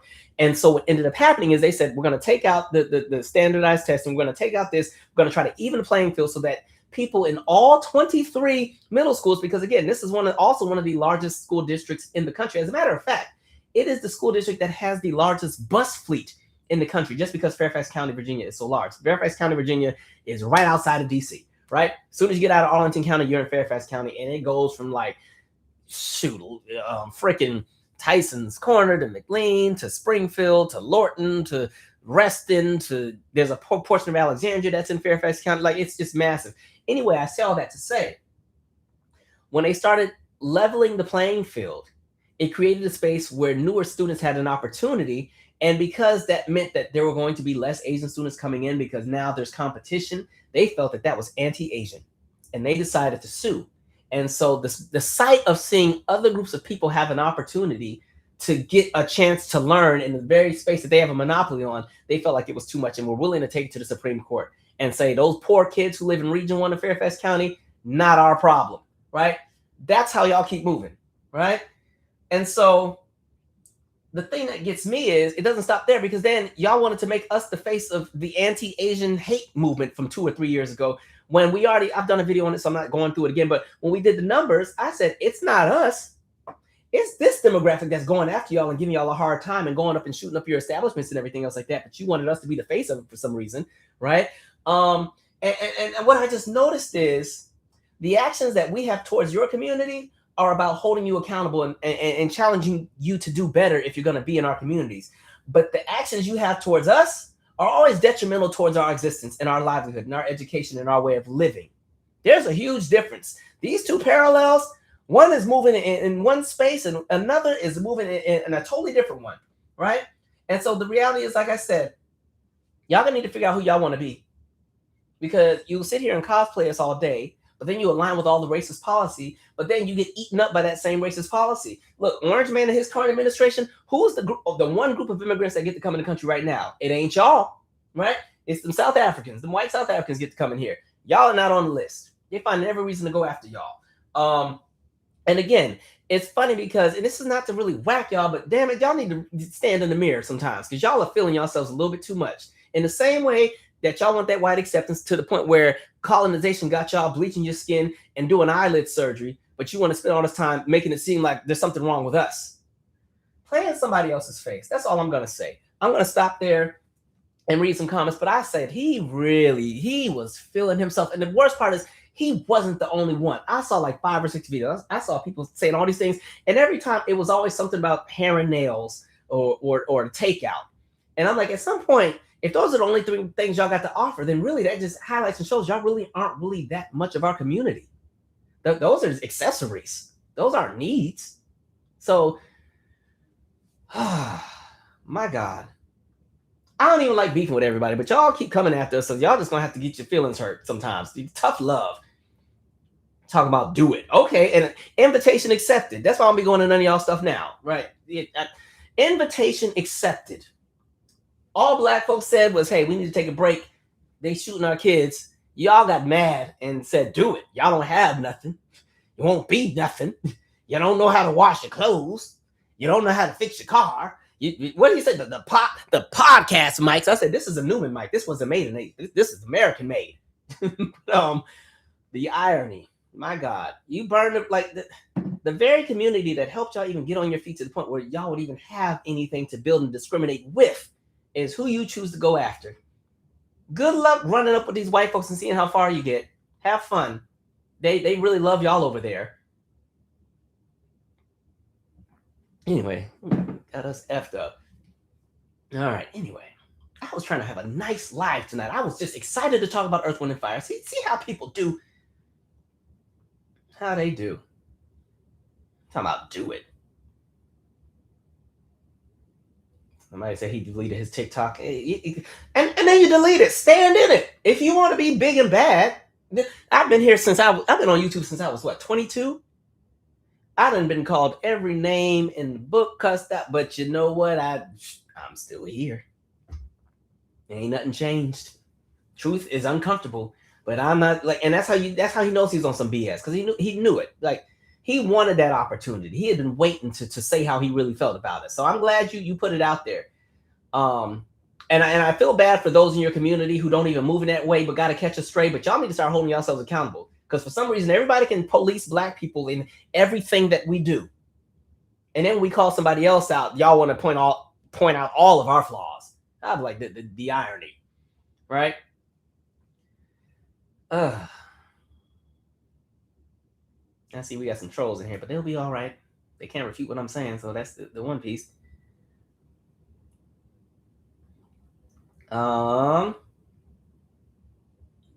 Thank you. The way white folks treated them during COVID, they were calling the crap kung flu, right? Remember the time the journalist was asking a question? I think she was Vietnamese or something. I don't know, but she was asking a question, and Trump said, "Ask China," and he only said that because she was Asian. I said, okay. And see, this is why that whole Black and brown coalition be falling apart, because really, I think a lot of times it's y'all only jumping into the Black and brown coalition when you can benefit off the work of Black folks, and then y'all go back and do y'all thing and throw us under the bus. We keep seeing it with every brown population every single time. Do better. Do better.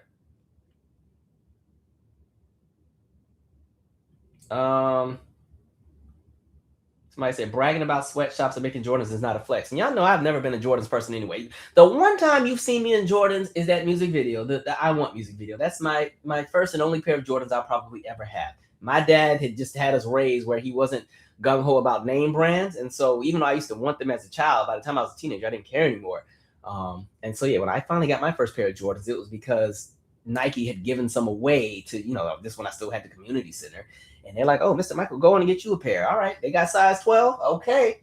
And then I said, "Well, I'll wear these in my music video." And then I forgot you got to break in your shoes before you dance. So I was fighting for my life trying to break them into a rehearsal. But anyway, yeah, y'all can keep them Jordans. Overpriced anyway.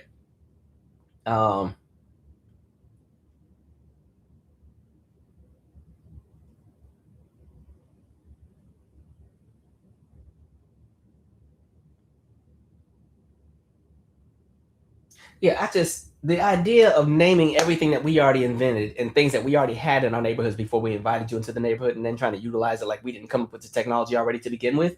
See, this is what happens when you don't freaking read, right? My goodness. And she lawyer said it perfectly. We have no obligation to make others wealthy. You can't get mad at us for choosing how we want to spend our money, right?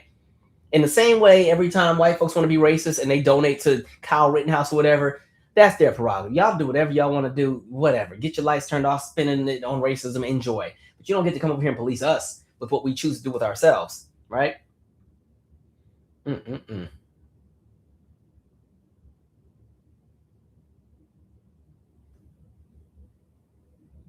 y'all need to stop saying the N-word while we at it. We quit. All of y'all. We were literally, this was actually a reggaeton song or something we heard. We were in the car when I was in Chicago, and the Uber driver was taking us somewhere. So she had on, I don't know, everything was in Spanish, but out of nowhere, it's some song going, then out of nowhere, as the song's going, the person's like, something. We said, what did they just call? What in the, and mind you, the N-word didn't even fit with the song. The whole song was in Spanish, but they found a way to squeeze that in there. And I'm like, all right, mind you, it was killing me because she was like an Uber driver that is like not confident on the road. Like, I can't stand getting in the car with somebody that's scared to drive. So we're literally on the freeway going 50 miles an hour, and she's trying to. I was like, I had to keep looking at the floor, like, get us out of here. Anyway.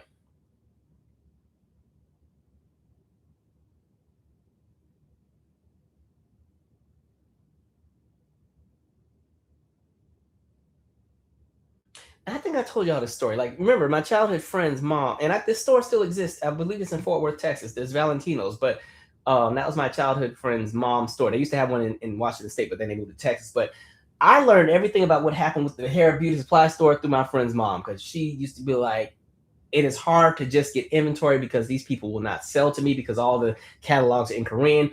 And then at the time, if we're talking hair, like for like a lot of black women, like the lace fronts and the wigs and stuff started becoming really popular in the mid 2000s. Like, because before then it was more so the sew-ins and stuff. And so my friend's mom's shop was transitioning into that space where the wigs were becoming more popular. So she started creating the rooms where she just recognized that some people weren't comfortable trying on wigs in front of everybody. So she had like private rooms with the nice mirrors and the light bulbs and stuff, and the women go in and do the thing. And then she just noticed, because there were like 5 or 6 other businesses competing that were Korean owned in the area, and she'd always watch and notice that they would come in the store and watch what she was doing. And she's like, "Oh, can I help you?" "Oh no, just looking." Right. Fast forward a few weeks, you go to the Asian store. Now they got the wig room with the mirrors and the curtain. I was like, boy, they doing everything to run everybody out of business. The irony. Mm-mm-mm.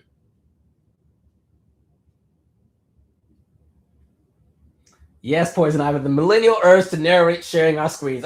The more and more I do stuff, I'm like, yeah, you are a true millennial. I always crack up with my writing partner because she's Gen Z. So every now and then we be whacking each other with what generation does what weirdly, but she'd be dragging me. It'd be funny as I don't know what. Let's see.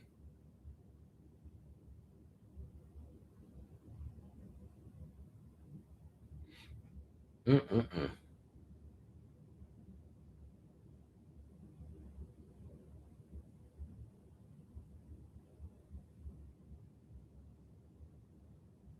Somebody said making the T sign.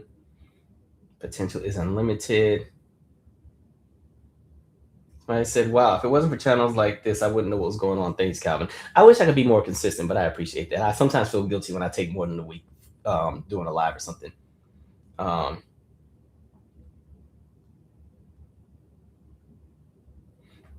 Preston, speak on it. Black people march for the Chicano movement and the Asian movement. Very few of them have in ours. It's time to abolish like this POC solidarity. And it's like and the part that makes it sad is if everybody actually just had the solidarity, we could get so much done.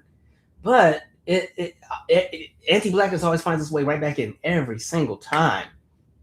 Every time. Wait, jawbreaking surgery. I don't know what that one is. I don't know that one. Yeah, ow, that sounds painful. Ow, okay. Terrible, terrible, terrible. I need us to do better. Okay, let's shift gears here. I'm not even gonna drag Stephen A. Smith, but I'm gonna talk about him.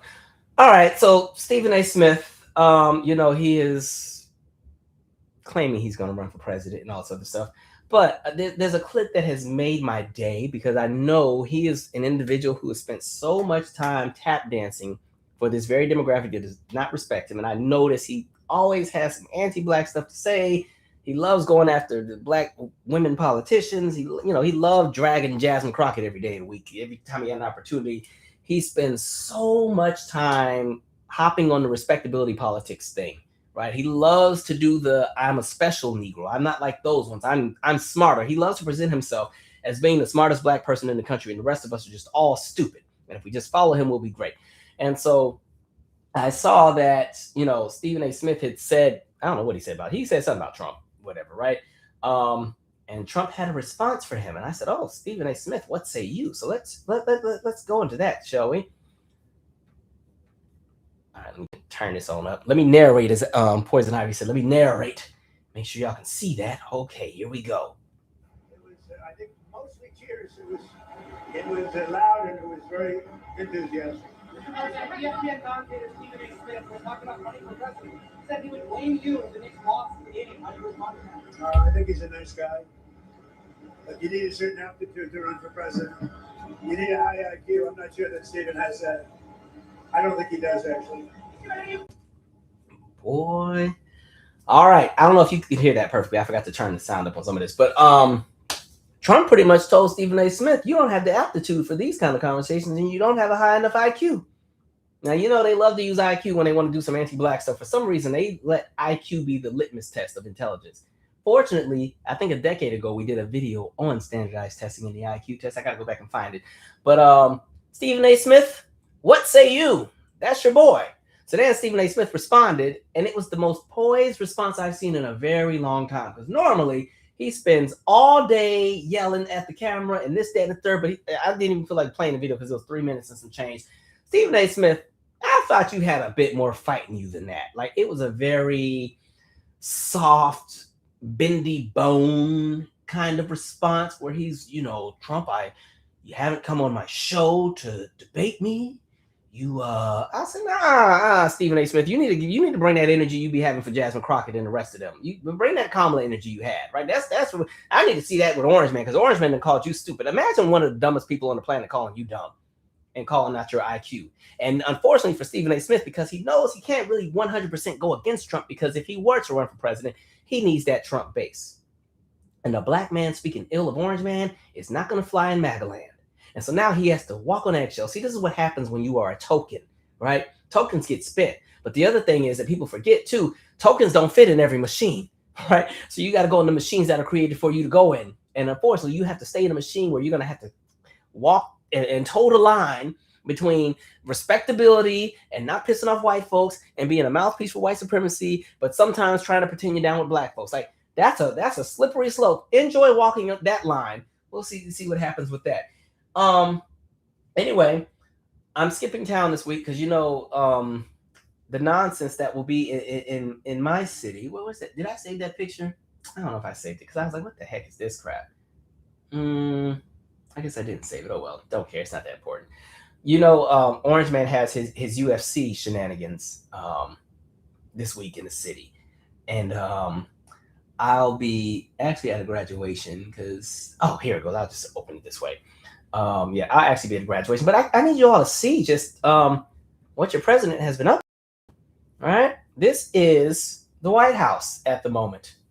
This is the White House. This is the place where a lot of the decisions are made for our livelihood outside of the Capitol.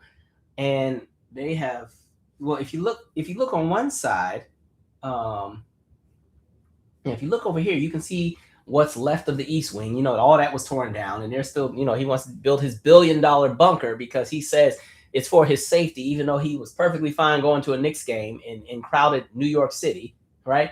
So you can see what's left of the East Wing. They've chopped down a few trees, they've destroyed the grass, and this is going to be the UFC ring that's here. And he also said this might stay for a while.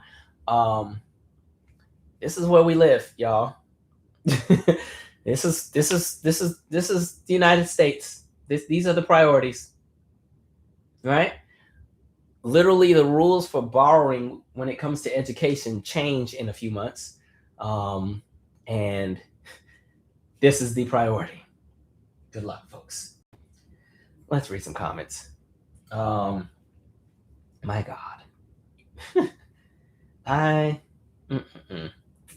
Oh, y'all see, I couldn't hear it that well. I needed to turn it up some. I'm sorry. They said he didn't want to burn that bridge.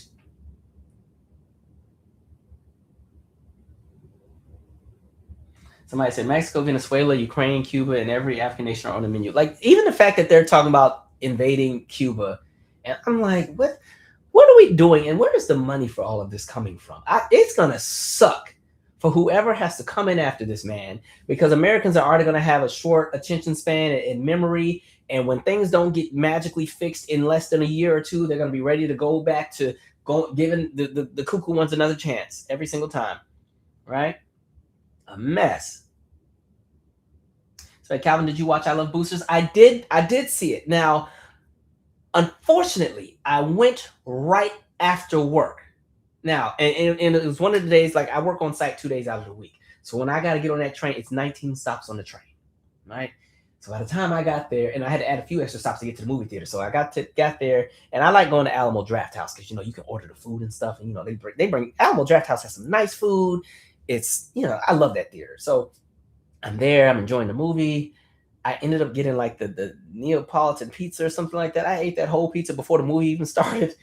And I ended up nodding off in the movie, and I missed like 40 minutes of it. And it wasn't because the movie was bad or anything. I just didn't realize how tired I was. And when I woke up, I was in the last 30 minutes of the movie, and I had no idea what was happening. So I had to see it again. But what I loved about the movie, I loved the colors. I thought it was shot beautifully. And it's very, very abstract. And I do say in film, I think that is needed because we've gotten so used to thinking there's only 3 ways for Black films to exist.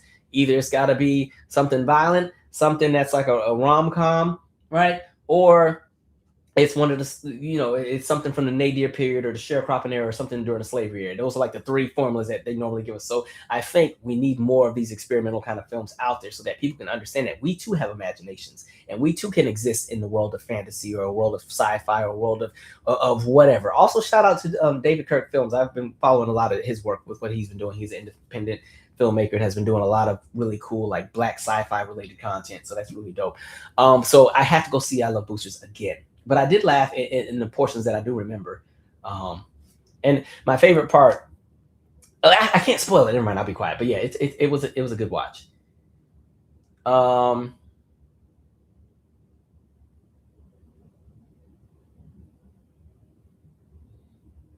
Trail Price said, "I love Calvin, y'all. Thank you. Got to protect this man at all costs and never use that phrase. I'm good over here, but thank you for the protection. I'll be all right."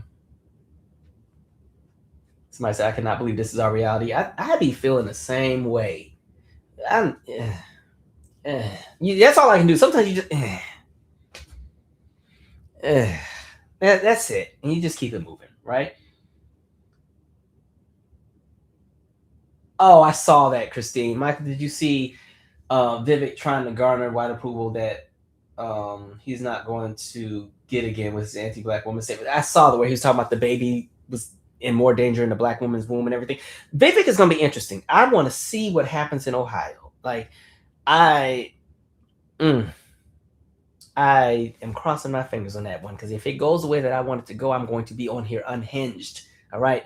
I just don't understand why everybody who is not white, when they run, they choose to appeal to the whitest of white bases. And understand, white people come in their own layers too, right? Every white person is not a MAGA. There are some white folks who get it and be out here fighting in the streets, fighting harder than some of these other folks who claim to be leaders. But the point that I'm making is it's just interesting to see that a lot of times when people who are not white run, they still choose whiteness as the default of who they want to appeal to. Remember Bobby Jindal? Bobby Jindal from Louisiana. Yeah, some of these choices y'all be making. Let me see here. I need to go because I was like, now who do you think you're fooling? Hold on, I need that portrait because he looks one way. Portrait. Give me what? Oh, yes. I said, Bobby, now who are you fooling? This is what I was looking for right here.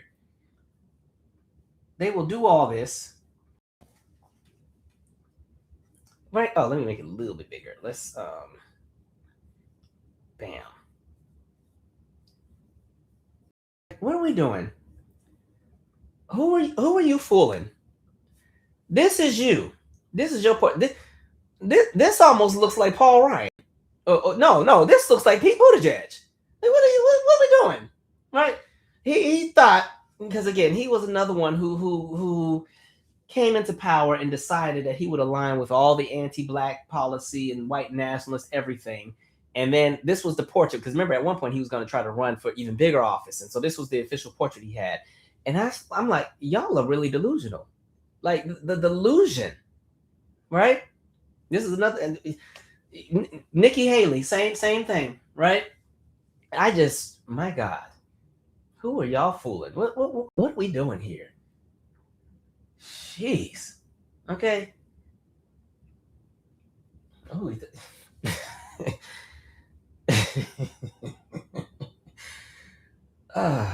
my God.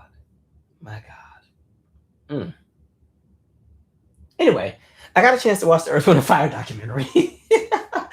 I enjoyed it. It was a good watch. I also suggest, because I tried to put it in the book club. Y'all ain't want to read it, but I also remember I read the Maurice White book maybe a year ago.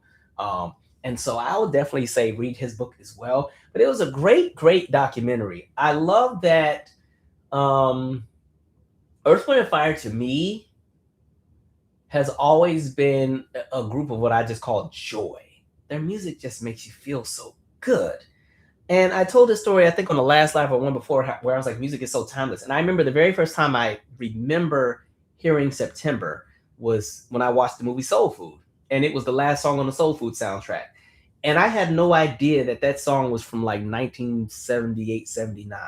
I thought it was from 1997 when the movie came out, because it just, again, a lot of times when it comes to music, if you use all live instruments, it's always going to sound fresh. Like a lot of my favorite songs are songs with full live band. So Brand New Heavies, Never Stop, still sounds very, very, very, very fresh to me. Brothers Johnson, I'll Be Good to You. You can kind of tell it's the 70s because there's a little bit of synthesizers in there, but it has this fresh sound to it. You know, and so even with September, just the brightness of that song. And I almost got mad at the doc because at first I'm like, they skipped September, but they put it at the end of the documentary. I was like, oh, okay, good. But no, it was a great watch. Again, just enjoying the music and celebrating and just seeing how much goes into making timeless music. So definitely check it out. It's on HBO Max. I'm trying to not give spoilers or anything, but I enjoyed. This is another one that was done by Questlove. He also did Summer of Soul, which was one that I did a review on some years back, which was a great one as well. Now, and I like that they also highlight the things that are not as glamorous and as pretty in the industry, whether it comes with the flaws of sometimes the members of the band or whether it comes with what happens wrong with the industry. And, you know, one of the things that I don't think Earth, Wind & Fire gets credit for is stage shows. I think a lot of times we spend so much time praising the artists who really blew up in the 80s about the stage show. And I'm like, we always forget Earth, Wind & Fire and Parliament and Funkadelic with when it came to just the staging and the pyramids and the motherships and the shows had themes and stuff. And then later on, it would kind of be the Jacksons. And then we came into, I would say, you know, the more visual entertainers who the stage shows just became more and more elaborate. But I'm like, when you talk about those early settings and those early pioneers, I think they always get left out of the conversation. So I was glad that they kind of brought that up. Like when you talk about just bringing theater to the stage, and they did it in the 70s when the technology wasn't that great, where there wasn't going to be LED screens and all this other stuff. They found ways, and they talked about how expensive it was and how they were spending, you know, millions of dollars to put these shows together, right? And so yeah, that was a great one. Earth, Wind & Fire, they're one of my favorite groups. You know, my favorite songs by them. Can't Let Go is my favorite, one of my favorite songs, and I don't even think it was a single. No, I don't think it. But there's a band riff where the band's doing like a dun dun dun dun dun dun dun dun. Like I love that riff that keeps going. So I love that song. I always like Sing a Song. After Love Is Gone used to be a favorite. And I told y'all they had an album called Illumination that came out in 2005. That was a nice album. It had some great music. Like it featured Kelly Rowland. It featured Floetry. They had a song called The Way I Feel that was really good. That's the one with Kelly Rowland on it. There's another song. It has Will I Am on it called, what's that song? Lovely People. There's another one on there. Live Together, which is like, that's a really nice album. Go back and and what I liked about it, it fit for 2005, but it was still Earth, Wind & Fire. It sounded current, it was fresh, but it was them. Go and listen to that Illumination album on your way to work tomorrow. You will feel good by the time it goes off, right? Let's see what y'all saying in the comments. This will not be the super extended live tonight. We probably only gonna do about another 30 minutes before I get off of here. But yeah, my goodness.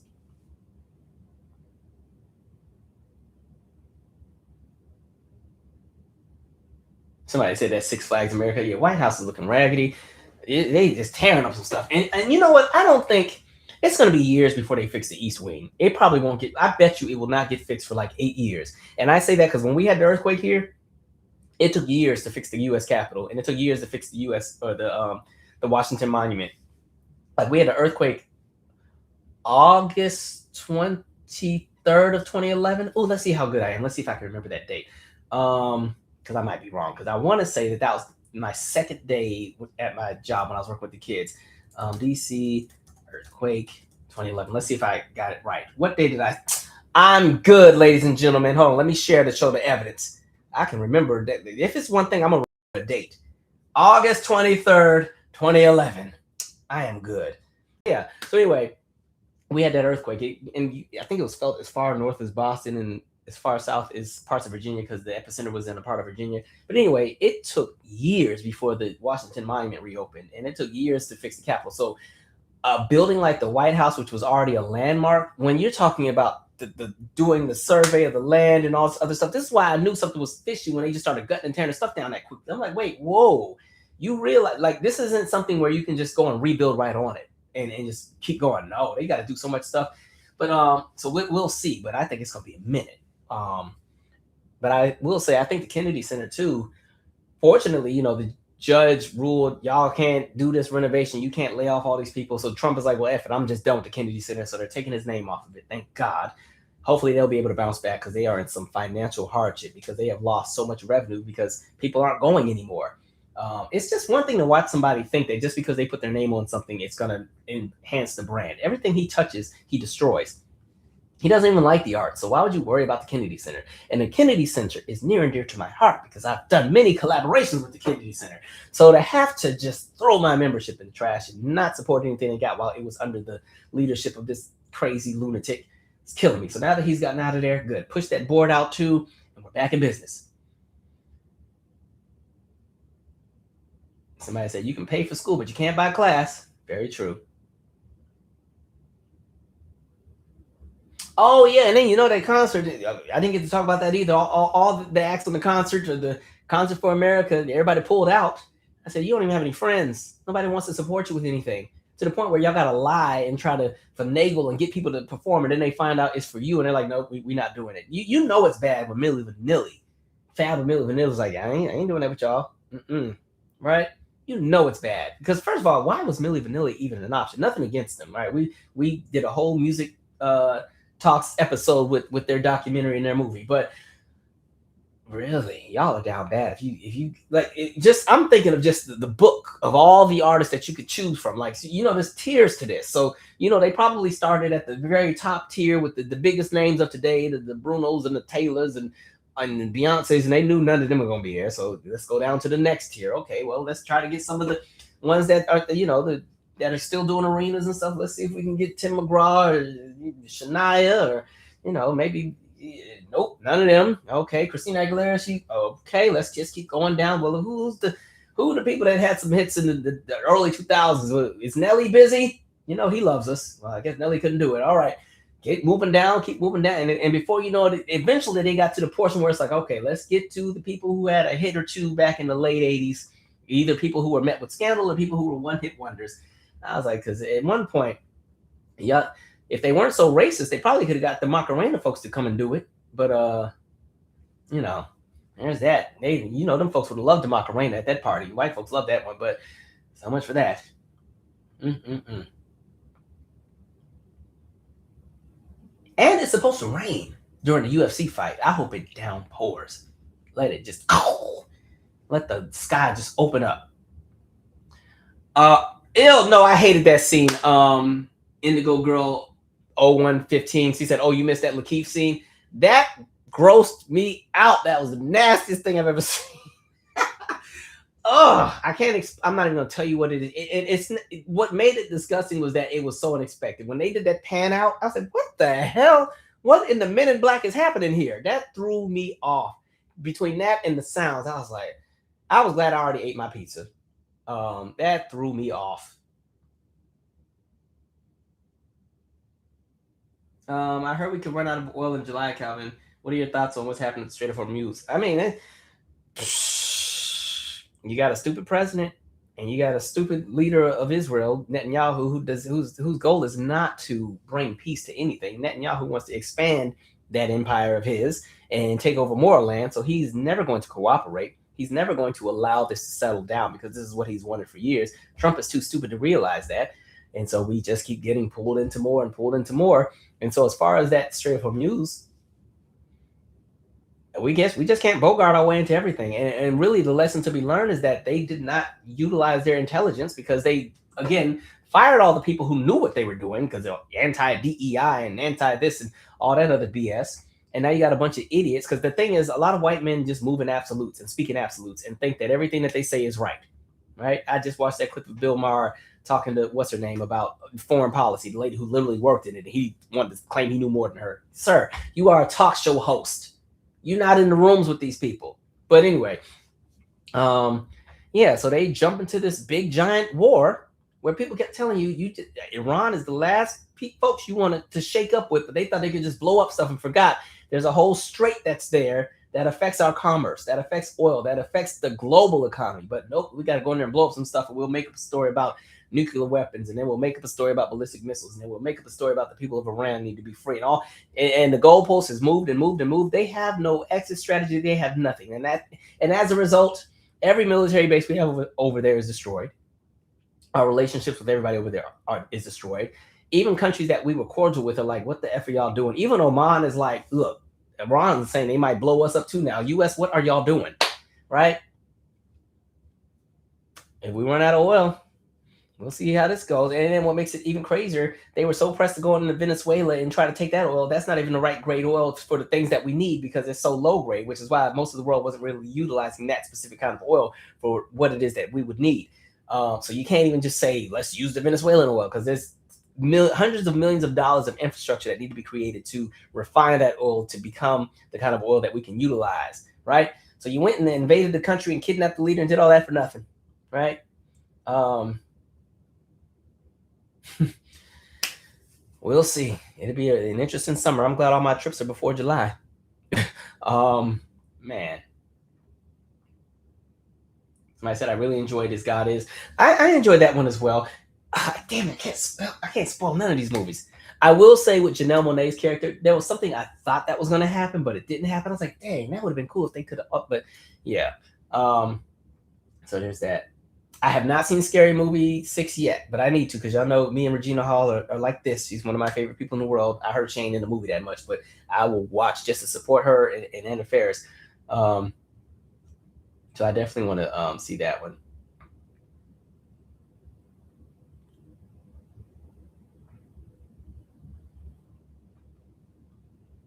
Somebody said, please run that clip back of him saying he's going home to work.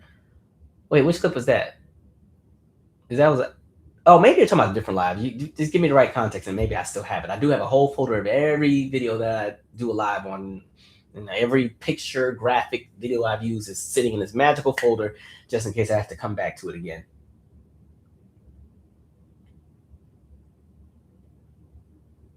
What up, Nelton? Bernard? Oh, y'all are dragging the mess out of Bobby Jindal.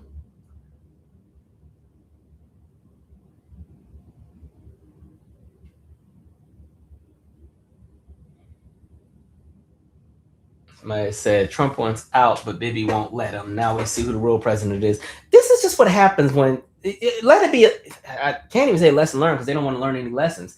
But again, just seeing the incompetence. Because even with the screw worm, right? This flesh-eating worm that's now affecting the cattle, and then when you trace the webs of everything, it just portion one.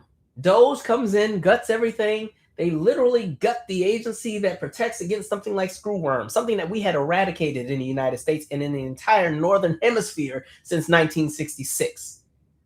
But Doge gets rid of all of those folks. And then what else also happens? Our beef industry here was already going through a bunch of issues because of our tariff wars with China. And China was like, we don't want your beef anymore and everything else like that. Or we weren't getting just all kind of stuff. But long story short, then we start importing beef from Argentina. Argentina is not in the Northern Hemisphere. It's in the Southern Hemisphere. They don't have the same protections. And their cattle, unfortunately, still has some elements of screwworm. And now screwworm is being found in the United States. Don't you just love white male leadership? They know everything. Everything they touch just falls apart. Ebola is back. And the agencies and the people that deal with Ebola, specifically USAID, is gone because that was also dozed and riffed out. It's just like, y'all didn't think any of this through. Y'all, and this is what happens when you get the luxury to just move with no consequence all the time.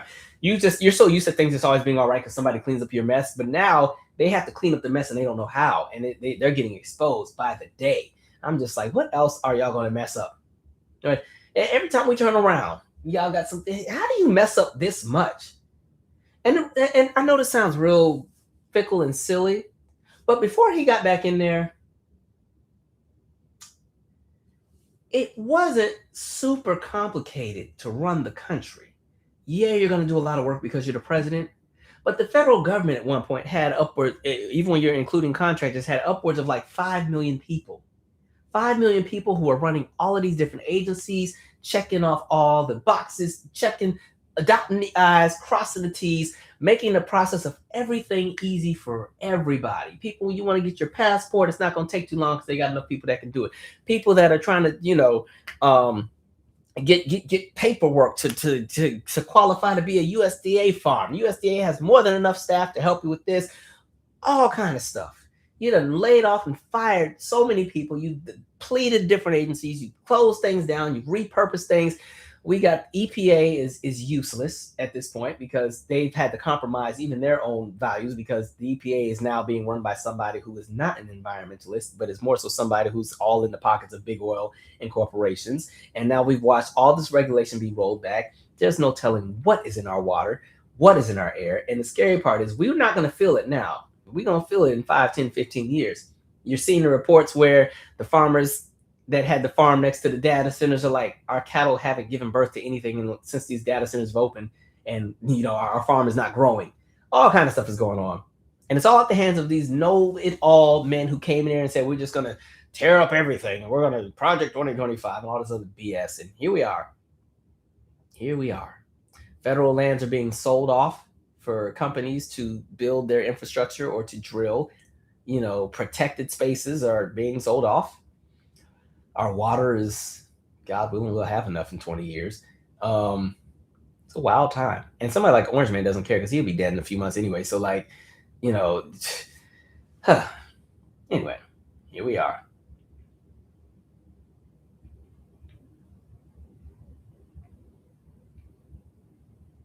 Oh, and the World, I forgot about the World Cup. I'm not even checked in for it, to be honest. But the World Cup is a disaster.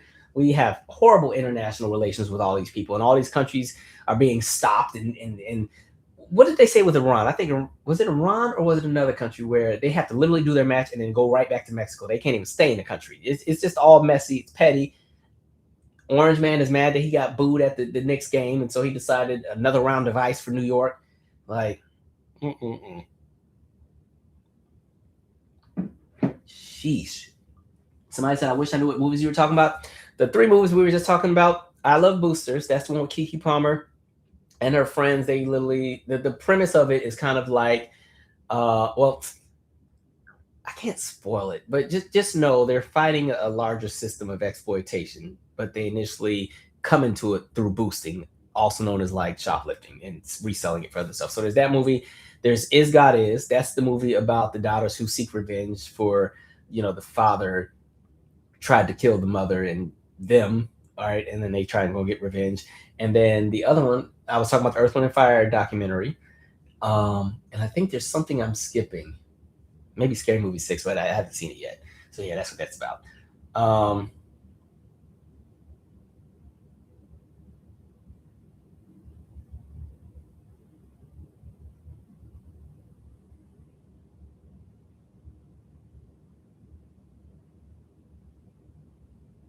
Somebody says, almost as if he doesn't know what he's doing. Right. He knows nothing. Matrix DX6GP. We're on the same page. I was just trying to give.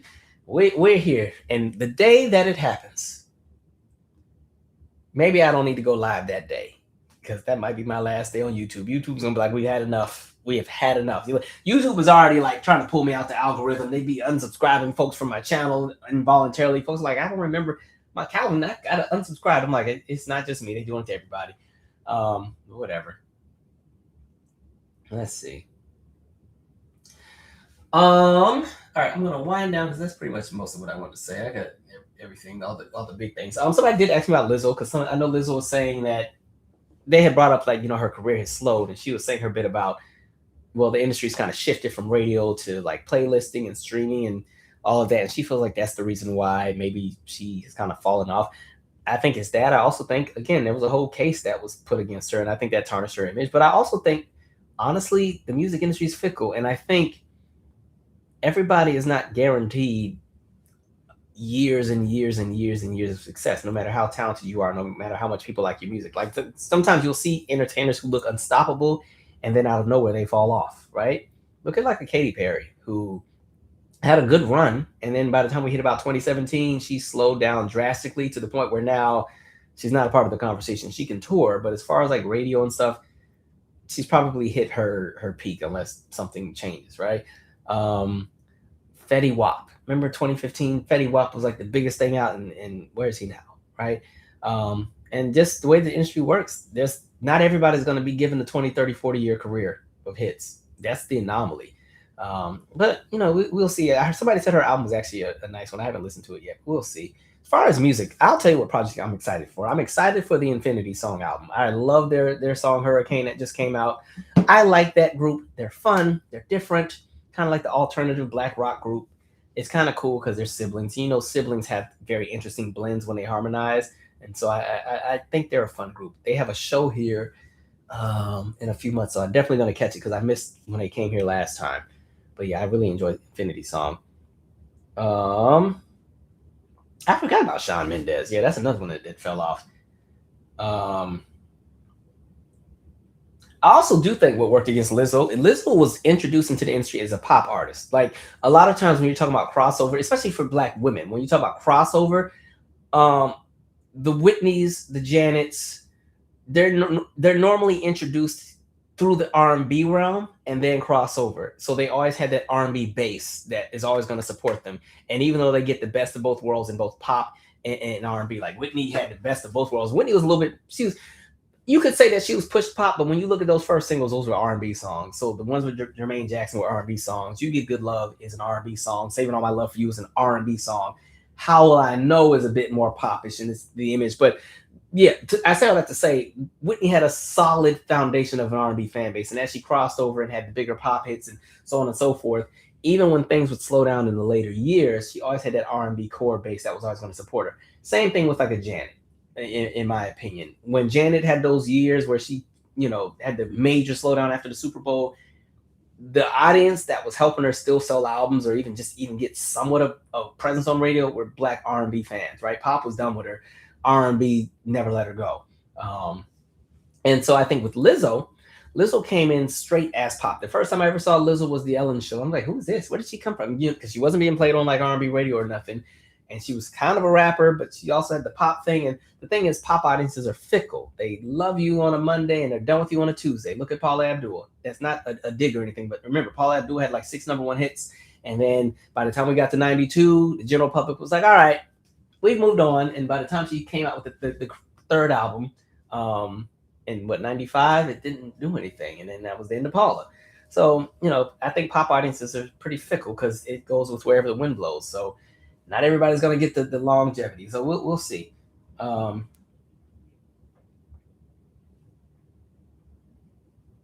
Somebody said, I Love Boosters is not playing anywhere near me. Well, it didn't have a massive release. Same thing with like Is God Is. They didn't really have mass releases. Like normally, if a film is going to be given a fair shot, it's opened on 3,000 screens at least. I think Is God Is was opened in a few hundred, and I think I Love Boosters might have opened on. Actually, I can look this up. Let's go to Box Office Mojo. Let's actually just pull it right on up. Let's do some homework, kids. Box Office Mojo. Let's see what we got here. Let me share my screen and be a millennial and narrate exactly what I'm doing here. Okay, if we go, let's go. Weekend box office. All right, let me go to a different weekend because let's go back some.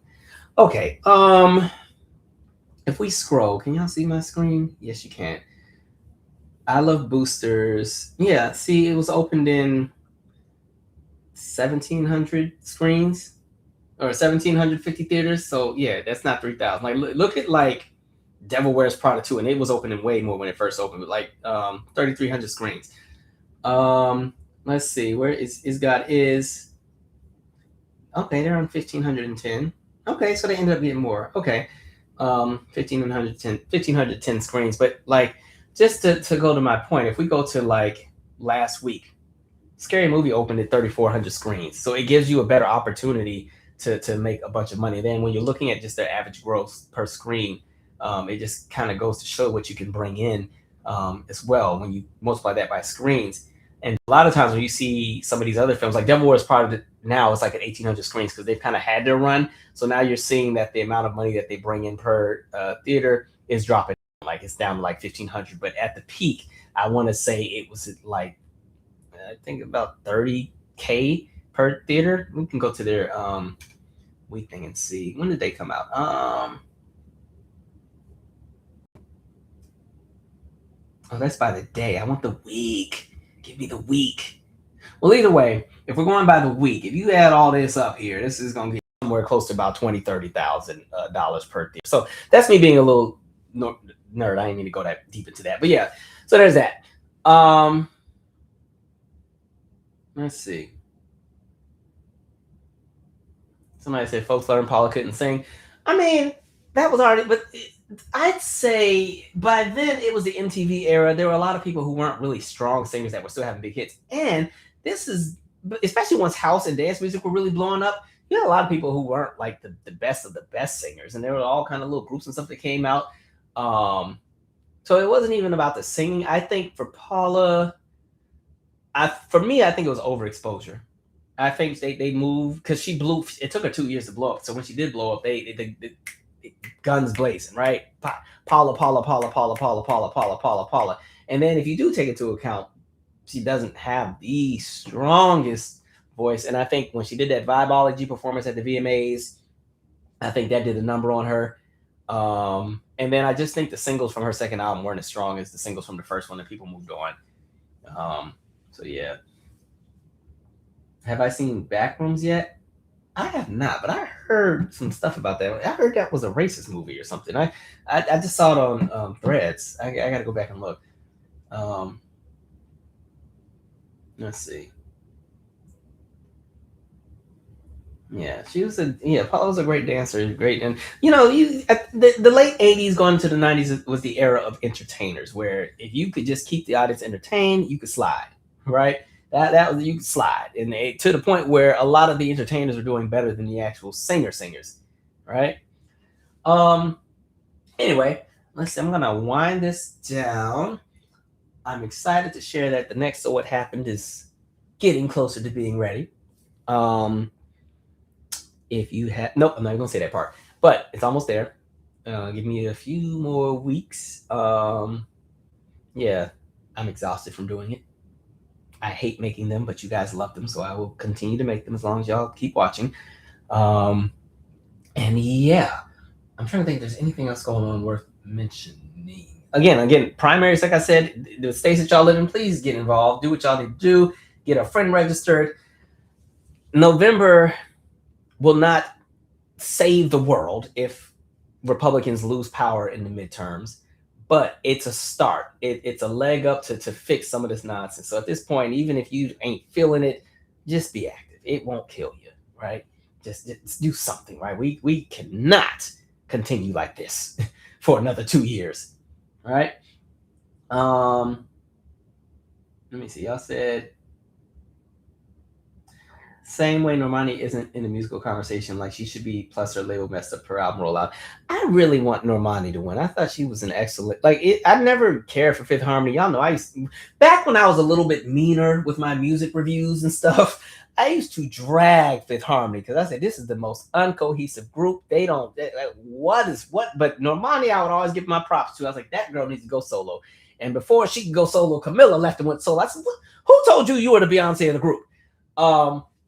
But yeah, no, Normani, I'm still rooting for her. I liked her project, but yeah, it's the rollout all over the place. They didn't give the girl a music video by the time the project came, even though she did have, what was that song? Jesus, it's been so long. The one with her on the rooftop and she got on the black leather. She had that song, but that was like 2 years before the project dropped.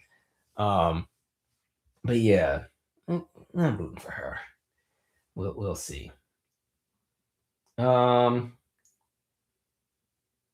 Somebody said there are folks still hollering about voting not mattering. Both sides are trash. To me, that's a late. Oh, let me finish your comment before. And I just don't have the energy to entertain folks like that. It's a lost cause, unfortunately. Yeah, to me, that talking point should have died in 2016 and should have stayed there. I understood it then because I definitely was somebody who kind of felt that way sometimes where both parties had similar interests, but I always still knew there was a delineation between the two. But that talking point does not fly with me right now. The two parties are totally different, right? They have their flaws. There are things that are going on, but one party is actively destroying the very livelihood that you once knew and understood. They are actively allowing what was democracy to be infiltrated from the inside out, all through the lens of whiteness, because that party has allowed itself to be the vessel for white nationalism and corruption, right? It's not even effing close. And so when I hear people still saying that, I'm like, are you paying attention? What sometimes I kind of, you know how like on Star Trek when he used to stand on the circles and then he just teleport somewhere. Sometimes I wish I could do one of those and just go right into somebody's head so I can see like what are you processing and how is this working? Like are we reading? Are we paying attention to geopolitics? Are we paying attention to the conversation of cause and effect? Are we looking at all of this? Because anybody with common sense understands that, like we said a million times, these people will not be our saviors. They will not lead us to liberation. They're none of that. But there's still the conversation of harm reduction. There's still the conversation of ensuring that you don't lose even more of what you've already lost, right? You got one party actively just snatching and snatching and snatching and snatching, and people are still sitting back like, well, I'm just still not going, nope, nope, not at all, nope, I'm not. Grandma getting kicked out of the nursing home because the Medicare getting cut and everything else, and she got nowhere to go, and you can't take care of her because everything else, and I'm done with it, I'm done. And I just think that's stupid because most of that smoke is at the bigger stages, right? Like presidential, sometimes Congress. What does that have to do with your school board? When they rezone and your kids get bussed off to a school further out because there's a pocket of the area where they don't want your kids going because that pocket of the area is getting whatever. Like just as a scenario, in some states they are now allowing for private charter schools to receive public funding when it comes to like funding the private charter schools. I'm not talking public charter schools, I'm talking private, which means that if I live in neighborhood A and my child is in public school in neighborhood A, living their best life, but I got somebody who has decided their child's going to go to the private charter school, that money goes with the child to that private charter school, which is not supposed to happen. Normally, it's supposed to stay within the public realm because your tax dollars are paying for public services, not private, right?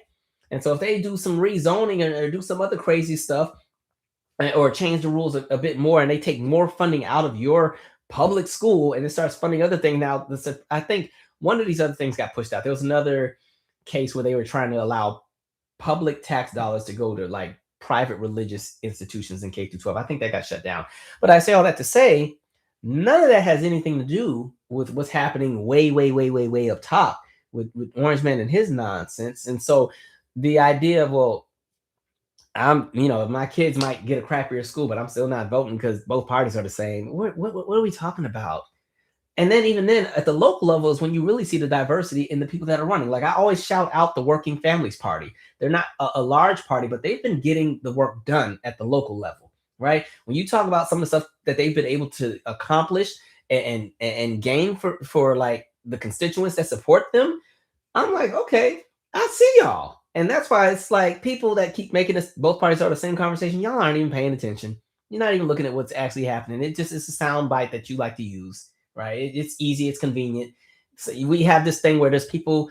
So my new phrase, because since white people have just bastardized the term woke, my new phrase is there's people who want to out-knowledge the room and don't know anything, right? And so we got a lot of folks who love to try to out-knowledge the room. They got to out-knowledge everybody and they gonna be the person.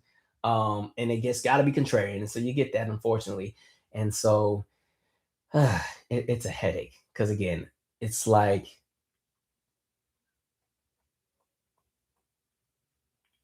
I literally watched RFK shut down the research for sickle cell, the disease that affects Black people disproportionately. And if we trace everything, RFK has to get appointed. Who does he get appointed by? He gets appointed by the Senate. Who puts the Senate into power? The people. So it's like everything ties to us to an extent. So trying to say my stuff don't matter and this, that, and that, no, we're not doing that. Especially not right now. And I said this before the election, I kept saying there's too many people moving as if we'll always have the same opportunity to try again. And here we are.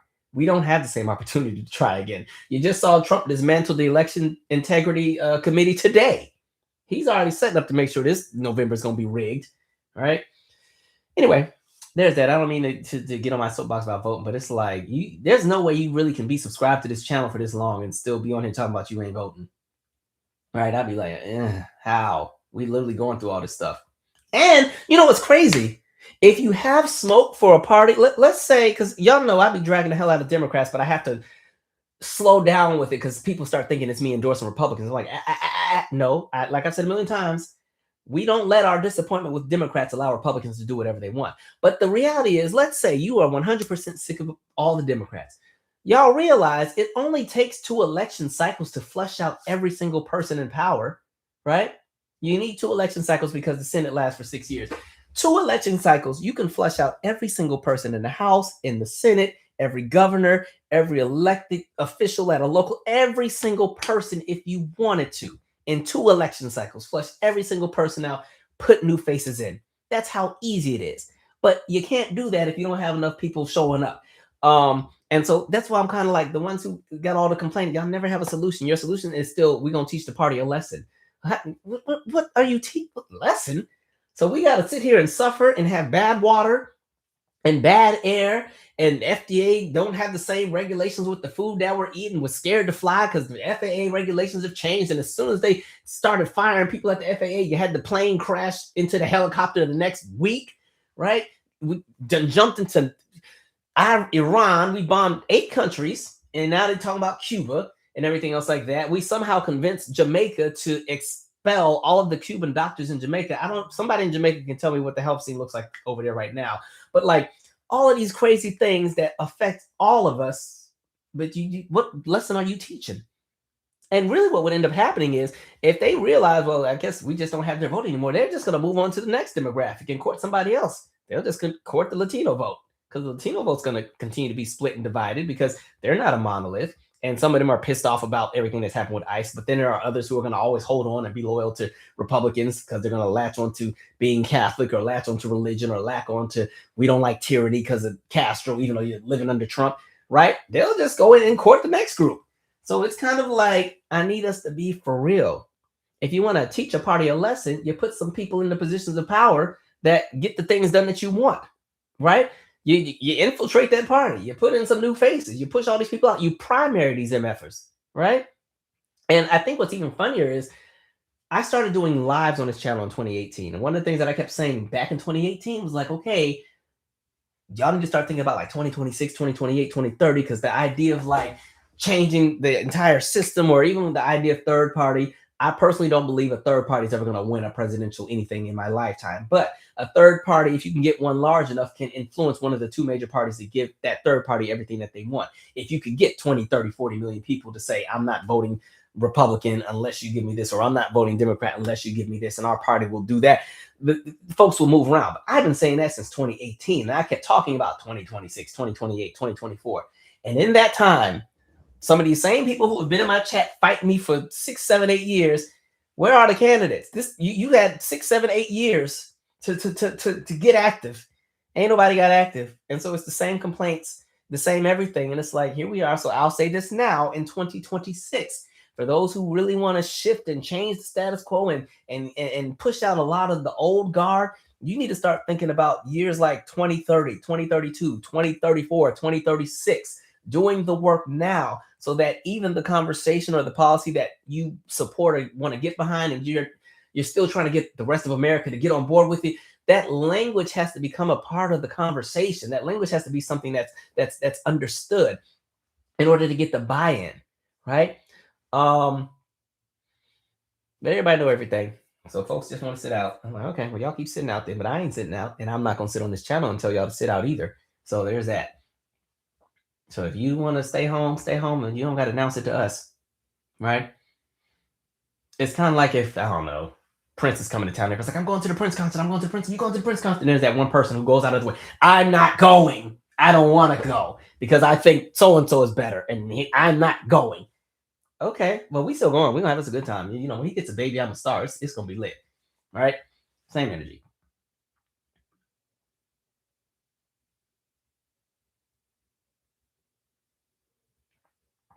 Yeah, 2 election cycles can flush all these people out. You want to flush out these APAC outbot politicians? 2 election cycles. Get them all out. That's all it takes. Somebody say he keeps hollering that California elections are rigged because he doesn't know how our elections are. Oh, I forgot about to talk about. Yeah, he's just stupid. He's just stupid, right? Idiot. I'm like, you realize how huge California is, right? Like, yep, a mess. Even though that's a conversation in itself, because Homeboy should have never even got that close. I said that when you just see how mediocre one person can be because of this, and how close they get to having opportunities that others have to like fight and crawl for, right? Same thing with Planter. Actually, I think they have the let's see what's going on with the primary results right now. Let's see who's doing what. I hate CNN, but they already have the election results. So let's see what we got here. Then I'm going to call it a night. All right, let's see where we're at, because I bet you Planter did probably end up winning his primary. Make no goddamn sense. All right. Let's see. What do we have here? Well, Lindsey Graham still getting his nomination, of course. South Carolina, y'all have 98% of the votes in. Yeah, so Lindsey Graham still is going to be the Republican Senate nominee. So there's still a shot for let's see what happened with the Dems. Annie Andrews. So it's gonna be Annie Andrews versus Lindsey Graham. That's gonna be an uphill battle, but good luck. Because Lindsey gotta go. What other states do we have? Maine. Planter. I knew he was gonna get it. Well, it's 63% and something could change, but I don't know. No, actually, no, he has 71%. It'll be Graham Planter going against Susan Collins. Susan, who is just so concerned. And my issue with Graham Planter, who I've been dragging for a whole year, when you had an opportunity to put somebody else in there, I think Costello dropped out. But Planter is, y'all gonna have to keep an eye on him. He gives me John Fetterman energy. Everything from the little Nazi tattoo to all the other stuff going on. Let's see. So the main house. Okay, that's the Democrat primary. Okay, yeah. All right, that's enough CNN. I don't want to give any more of my business. But there's that. All right, folks. This has been real. Like I said, y'all are funny. Hold on. Hey, Calvin, please put the effects of AI with private equity's help on the public school system if you haven't discussed it already. Let me table that for the next live, because I would love to kind of dive into that, because I've just seen the research with just even how AI is already affecting K-12 as far as like critical thinking. Who was that? That was Madison Trivia. Yeah, I'm make sure I do that. I'm writing it down now. AI and private equity. Private equity can go to hell too, because private equity is destroying all these businesses. Okay, anyway, this has been real, y'all. Like I say, a lot going on. Be in community. Use your discernment.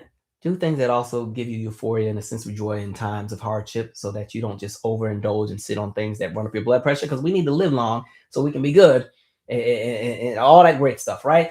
So anyway, that is all. And remember, mind your business so that you can age well. Stay safe, stay sane. And I will see you all on the next live or pre-made video or podcast episode or So What Happened episode or whatever it is that I put out. All right. All right, folks. Good night.